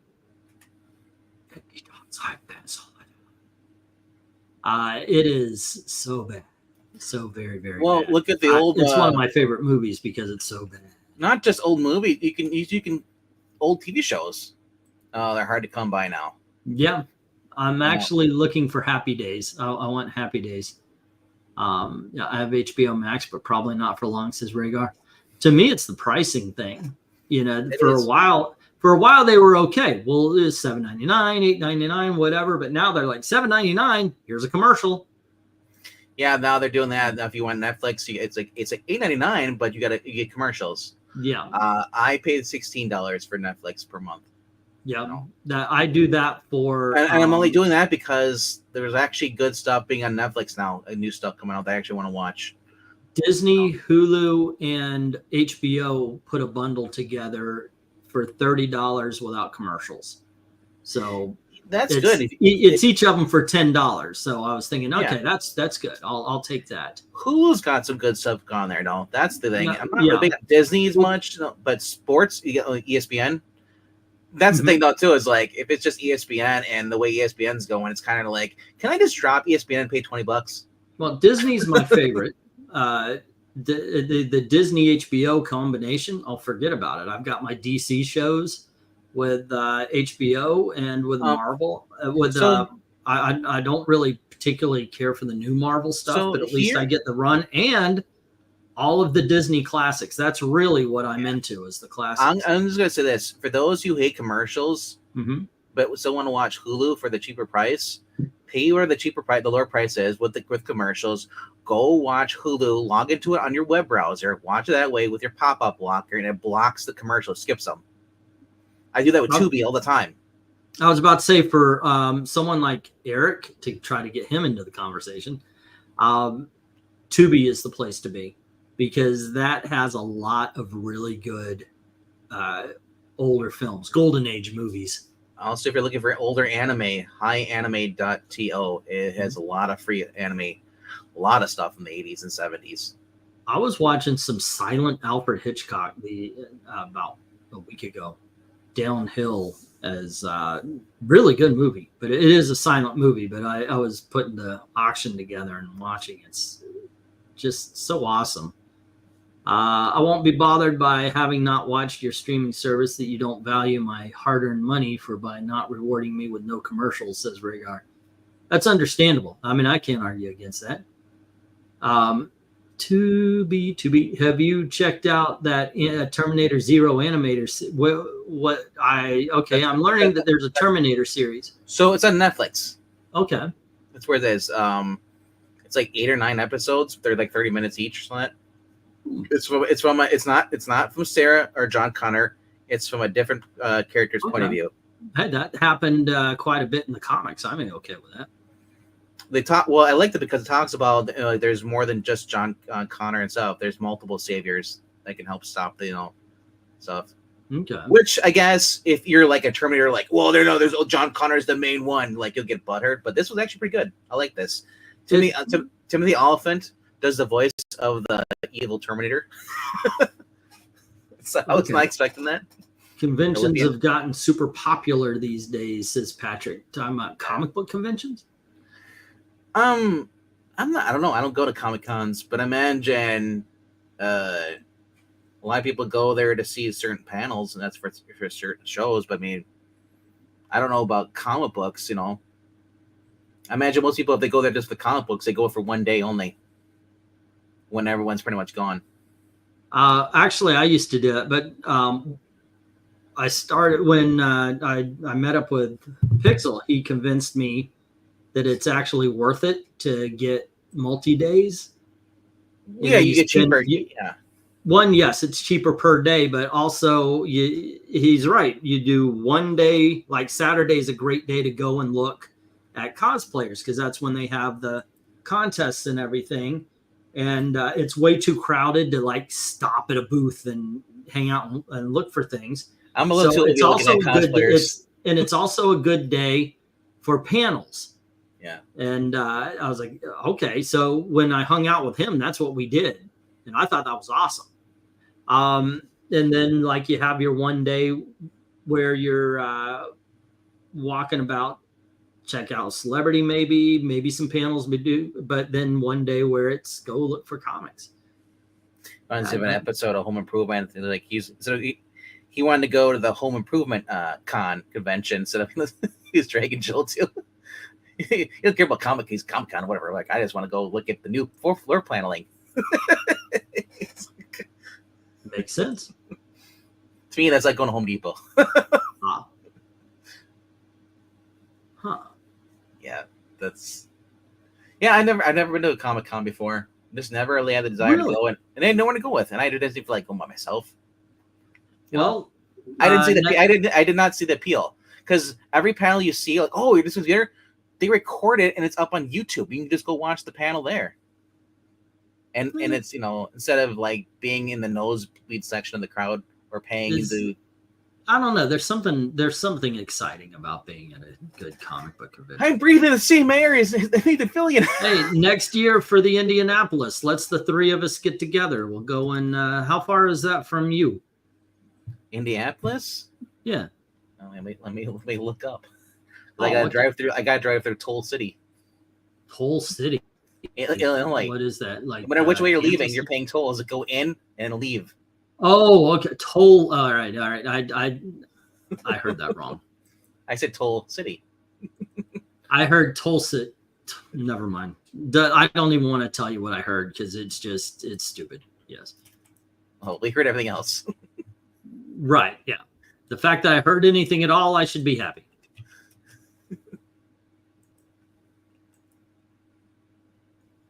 Okay, so this actually turned out all right. Let's see. I told Gail. Gail was like, Gail told me everything we needed to cover, and it took a load off. I went to Lightbox yesterday in Pasadena. I don't know, is there any freaking when are the comic book shows? Do comic book shows usually happen in wintertime up here? I don't know. I mean, Chicago has during October and stuff. Time they have like their Fright Fest, their little thing, like the horror con. But I don't know about anything else. So let's see directions. So let's see how long it takes me to get to Indianapolis from where I am. There was this one small comic book convention that I went to, and it was fun, but I could never find. What do we have? August, March. There's no comic shows in Indiana. God damn it! It's Indianapolis is a 4-hour drive. Oh, but wow. I gotta go down through Chicago, through Illinois, and go over. Ugh. Let's see. They have Google Maps has by walking. It would take me 97 hours. Oh, shit! I missed one on October 6th. There's going to be another one December 29th. Wow, that's way close to Christmas. You hear what I said? No. And you go on Google Maps. There's a walking option. So I clicked on it. I'm like, okay, let's see. From my house all the way up to Indianapolis, it'd take me 97 hours. Get started. Everywhere is in walking distance if you have the time. I'm not reaching. Yeah. Not as well. How much is it for a puddle jump over? Like an airplane travel. 27 hours by bike. That's better than 97 hours. I could do that. I just got to camp a couple times and die. I'm too old. I feel like if I tried bicycling down there, I'd probably get mugged. Always, as soon as I get to driving bicycle through Chicago. Yeah, you definitely. It would take longer because you want to go around Chicago if you're biking. You go through. Yeah. You're having troubles, Bubba. I would feel safer swimming through Lake Michigan, getting over in the winter. Yes, in the winter. Like there actually is. There's trails you can take. I don't know how. That is weird. Like you think there's all these different little trails I can take, and I'm wondering though, do they actually go through? If you bicycle, that would be an interesting trip though. I'm gonna bicycle from here, 27 hours. That's a lot though. But I'm surprised a YouTuber hasn't done that. I'm pretty sure you probably find somewhere with somebody, I'm biking across America for my 15-minute video, and then I'm hopping in a car and I'm driving my ass over. Right. Yeah. I think it's funny because you get these people that are like, I'm living my van life. As you notice, this is the way I spend my day. I have a cup of coffee. I go on a nature hike. I go in, and then I go to a fucking hotel because you guys are spending millions of dollars on me. My niece, 20-year-old niece, she's like, you gotta watch this video. We're watching it on Friday. We'll wait for my other niece to get home from school because she's gonna go with us to Minnesota. Mm-hmm. And we're watching this. These guys went to every single rainforest cafe in the United States, and also the couple there in Canada. Mm-hmm. Okay. By the last one, one guy was so he's like. He's always the one guy. He's happy no matter what. He's like this motherfucker. How is he happy? I went through 18 freaking rainforest cafes. And I had to count all the thunderstorms. It's good, And then in the middle of it, they had a truck. Have a good one, Jim. He just went. Yeah, and then by the last one, because they started in California. They went, and then the last one was Vegas. He's like, he was so happy because it was the last one. He's like, I can go home. I can sleep in my own bed.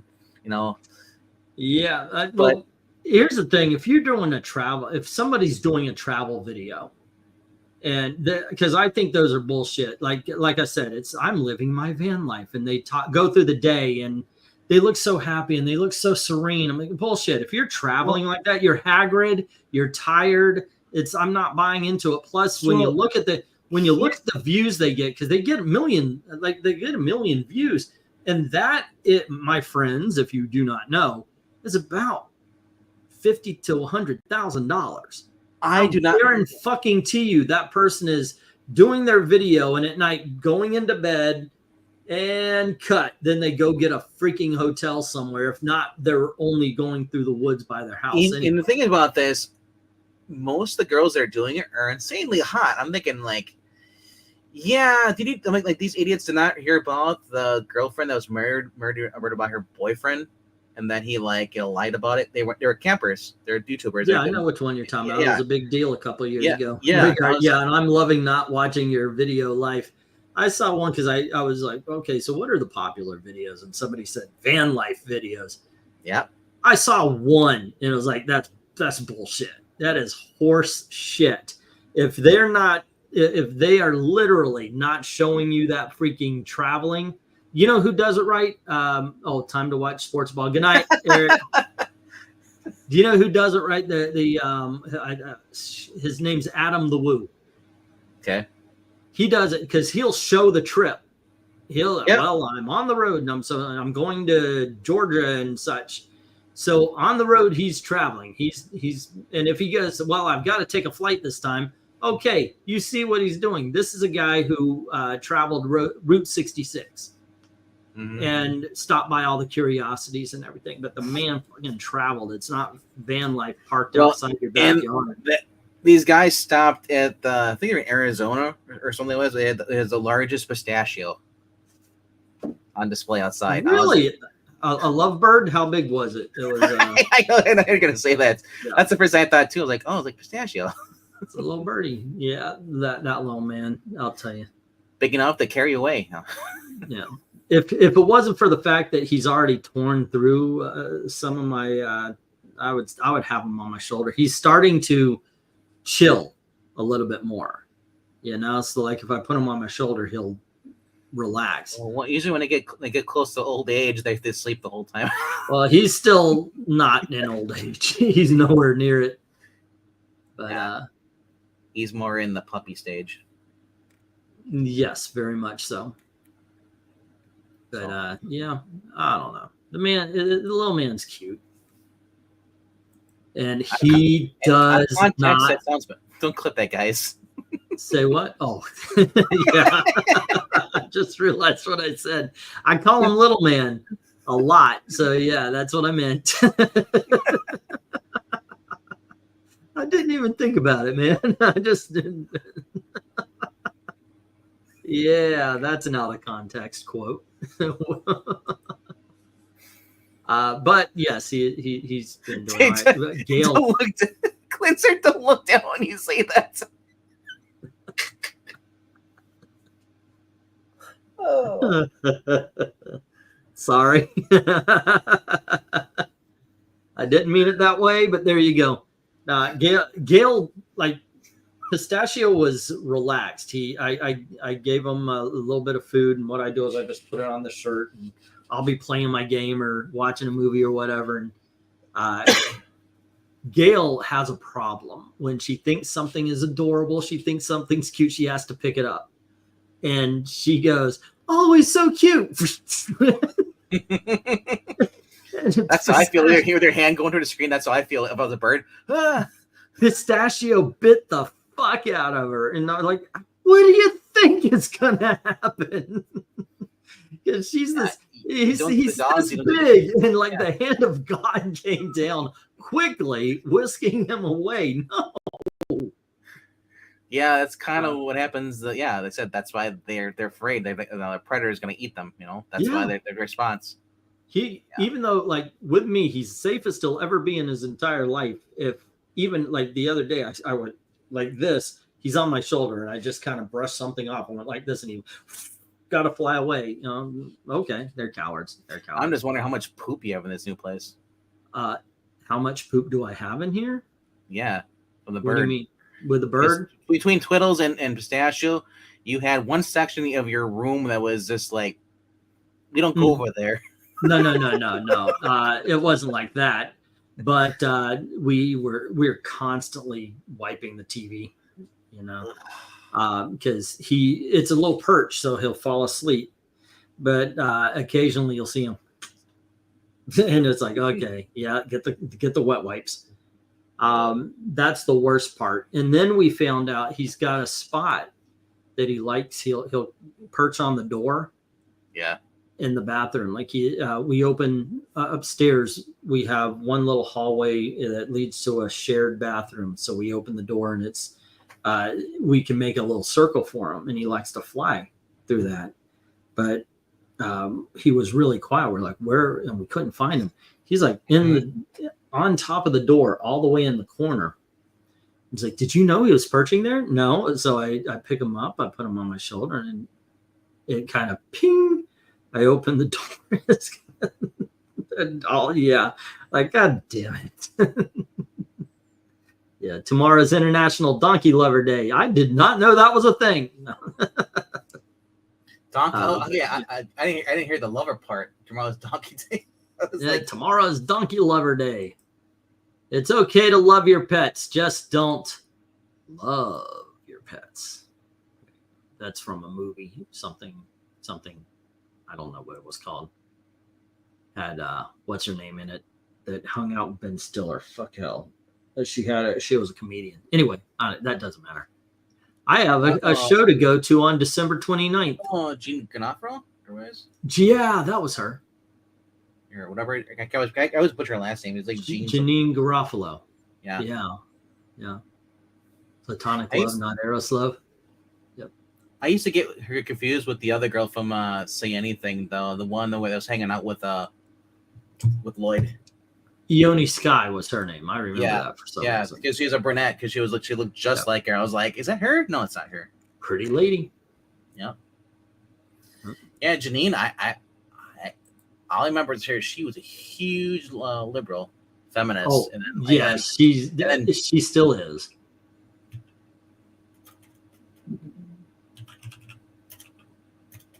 Yep. Yeah. But she was funny. I was never bothered by that kind of thing because they're all that way. You know, it's like every person in entertainment is freaking over the top. 60, she's 60 years old. Really? Well, I guess we all are getting older, aren't we? She's from New Jersey. So no wonder her name's Janine. I always think of Ghostbusters. What do you want? What do you want? Yeah, we're serious. Really? We got one. I googled her. Janine Garofalo. Yeah, and the first move pops up is Reality Bites, which seems that was her big one. But it seems to get a lot of hate for that movie. I thought it was actually pretty decent for its time. It's very much a movie of its time, but it was all right. Then she was in Truth About Cats and Dogs. That was weird. That's the movie. That was the because she had a radio show. That's the one that was. You can love your pets, just don't love your pets. Yeah. I've never watched Romeo and Michelle's, High School Reunion. Oh, that's funny as fuck. I love it. Or The Matchmaker. I have no idea what that is. It came on 97. I saw that a long time ago. It's just she was in Wet Hot American Summer. I think that's Paul Rudd one, isn't it? Yeah. Oh, that has everybody who's a famous comedian now was in Wet Hot American Summer. Mystery Men. Which is what last time I seen Janine Garofalo says, Rhaegar, she was calling me racist for having a problem with Obama having socialist and communist tendencies on MSNBC. Yep. Keith Olbermann, which is funny since you know all the plot twists to that assumption. Yeah. That's true. That is true. I haven't heard the name Janine Garofalo since 2010. You know what? She was really good. And this is the last time I saw her in anything serious. She was really good in Copland starring Sylvester Stallone, which Sylvester Stallone should have been Oscar nominated for that. I guess she's gone back to doing stand-up. Yeah, hopefully she's not overly political and she remembers to be funny.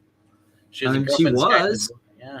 So she's at it was Girlfriend's Guide to Divorce in the first season, and then she disappeared after that. Someone said. But yeah, her big hit was like the 90s, and I don't know if I'm surprised she wasn't in like the Adam Sandler like group. So maybe they did didn't get along. But good. Dude, stand up actually is where it is. I know nowadays, if you want to watch stuff, the problem is that there's a lot of bad with the stand up too. You know, there's a lot of lefties in there too with jokes, but there's actually some genuinely funny people. Like I said, David Spade doesn't have the best movies, even though I say Joe Dirt's the best movie ever made. But Joe Dirt is fucking brilliant. Okay, nobody says a bad thing about Joe Dirt 2. But I can't talk. Joe Dirt 2. Yeah, talk all bad you want. David Spade's stand up is fun because he's relatable. Like I said. Okay, hold on. I'm gonna go through it here. Because I don't know if you're absolutely correct. Okay, I'm gonna say it's entertaining, but actually I like a lot of his movies. What was the last one he did? Where he got the girl was pretending to be his girlfriend. They're at his boss's wedding or something. That's the wrong Missy. And I think that's the girl that was in the one Everybody Hates Now, the one that was in the Indiana Jones. Is that the same girl? Oh, it's someone else. That is Lauren Lapkus. Was in that. Molly Sims.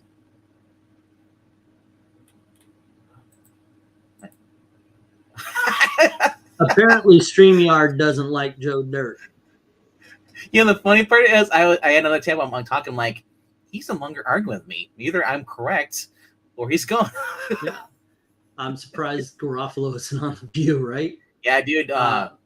Chris Farley, man, Phil Hartman within like the same round. Wasn't Chris Farley also 1994? Right around there? Because Hartman was 1998 when he died. He got murdered. Well, no, because I think Almost Heroes was like 1996, 97 around there. Yeah, and that was his last movie. Okay, so yeah. Tommy Boy was 95, so let's say Black Sheep was 96. And so that would mean like Beverly Hills Ninja 97, and then 98 was Almost Heroes, so it would be around maybe 99-ish or late 98 that Chris Farley would have died. The weird thing is seeing that one skit where both of them are singing and saying goodbye to Saturday Night Live. Mm-hmm. It's like it's cryptic now to watch that. Yeah, But I posted that one on my Facebook. David Spade. I mean, I just named off for Chris Farley and David Spade. Both I liked both Black Sheep and Tommy Boy. Yeah. And I liked Joe Dirt. That was pretty good. I'm trying to remember through. Benchwarmers. Because he went to do TV, which I'm a big fan of. Rules of Engagement, which is like a family comedy. He was in. Just Shoot Me. Yeah, that was a good one. But I haven't seen The Do-Over. Apparently, it's in that one. It's okay. It's okay. The Do-Over was fine. He's in a movie called Warning Shot. What the heck is that? I have no idea. 2018, and it looks like it's James Earl Jones and Henry Winker. It's a serious movie. It's not a comedy. All of a sudden, I went to see, yeah. Wow. Called Warning Shot, huh? It's called Warning Shot. David Spade's death really hurt. He was really hurt by Chris Farley's. Yeah, it's kind of cool listening to them to talk about their old friend, you know, especially if he's somebody you found entertaining yourself. Yeah, James Earl Jones and wow, was in the movie with that and. Huh. Go figure. Alrighty, I am wanting to get the heck off this chair. Before it was the floor, now it's a chair. Yes. Well, I want to go upstairs, stretch out, and chill with my probably now sleeping wife, and put on a movie that's going to wake her up. I think you just walking in there, panting as you go up the stairs. You out of breath? No, I actually don't, but okay. I do not pant as I'm going upstairs. Who's I do? Stairs sucks. They do. I do. That is a true fact. Yes. Yeah. But especially when they're freaking steep, and there's no step. You barely have a step. And you're going up, yeah. They are pretty steep, and I don't like that at all. Yeah. But what you gonna do? Avoid All death. right. Sit downstairs. So tomorrow, you've got your deal, and what is your deal? I've got at 6:30 Eastern, we'll be reviewing The Old Man, the new episode over on Extreme Movie Show. Then at 7 o'clock, the movie on there, 7 Eastern, is Dracula, the very first one, Universal Horror. I think it's 1931. Did you watch it already? Nope, not yet. Dude, it's really good. I try to keep. I watch things the day before, like, or just a day of, because I tend to forget. Yeah, so you Like want to it's keep it fresh. Yeah, you know, I think you'll like this one. Did you like The Invisible Man? Invisible Man is so far is my favorite. Yeah, it's a really good one, isn't it? Are you going to watch like Bride of Frankenstein, or did you just see Frankenstein? I've only seen Frankenstein. We have one movie. Actually, we have had a poll going. Actually, the last I looked, we had movies that were voted upon but didn't win in the past polls. Now I'm curious to see actually it's been going for a while. Actually, I'm curious to see which one's still in the lead. Yeah. Let's see here. Post. Oh, I might be reviewing Bride of Frankenstein on recording and offline this Tuesday, because we have to do Dr. Jekyll, Bride of Frankenstein, and The Hunchback of Notre Dame, and polls been going on the channel for about 11 days, 24 votes. Hunchback of Notre Dame was in the lead, and Bride of Frankenstein has taken the lead now. Bride of Frankenstein, both of them are awesome. I like the. I guess you're talking about the Charles Laughton Hunchback. 1939. Yeah, it's not exactly a horror film. It's a horror romance. It's well, the story isn't exactly a horror film, but no, it's really good, and Charles Laughton kills in that movie. But it's one of the early movies they had at the time. That's why I'm looking at it. It's the 1930s. I don't care. Like, check. We were doing the Universal with Jekyll and Hyde. That's not Universal. I believe that's what was the other one I was out at the time? I don't think it's MGM. I'm trying to think what company it was. Might have been Paramount. When did Paramount start? Regardless, though, Dr. Jekyll and Mr. Hyde from 1931 was the other choice. So I was like, I really want to I'm still gonna watch these. Probably I own all of them on DVD. I got it at Walmart. There was like a DVD 8-pack. Yeah. So anyway, they're good movies. Yeah. Oh yeah, dude. Like anyway, you said, it's Lugosi's best role, in my opinion. Igor, yes, Igor, not Dracula. Igor from Son of Frankenstein and Ghost of Frankenstein. Okay. Well, anyway, guys. Also, tomorrow night, 10:30, we're going to be doing Disney, like we did Looney Tunes. We're going to be Disney horror because the Lester sisters are going to join us, and they're all. It's all Disney princesses. Okay. Yeah. So there you go. All right. That being said, thanks for hanging out with us. Thanks for making another successful auction. As always, thank you very much for watching. Have a good night.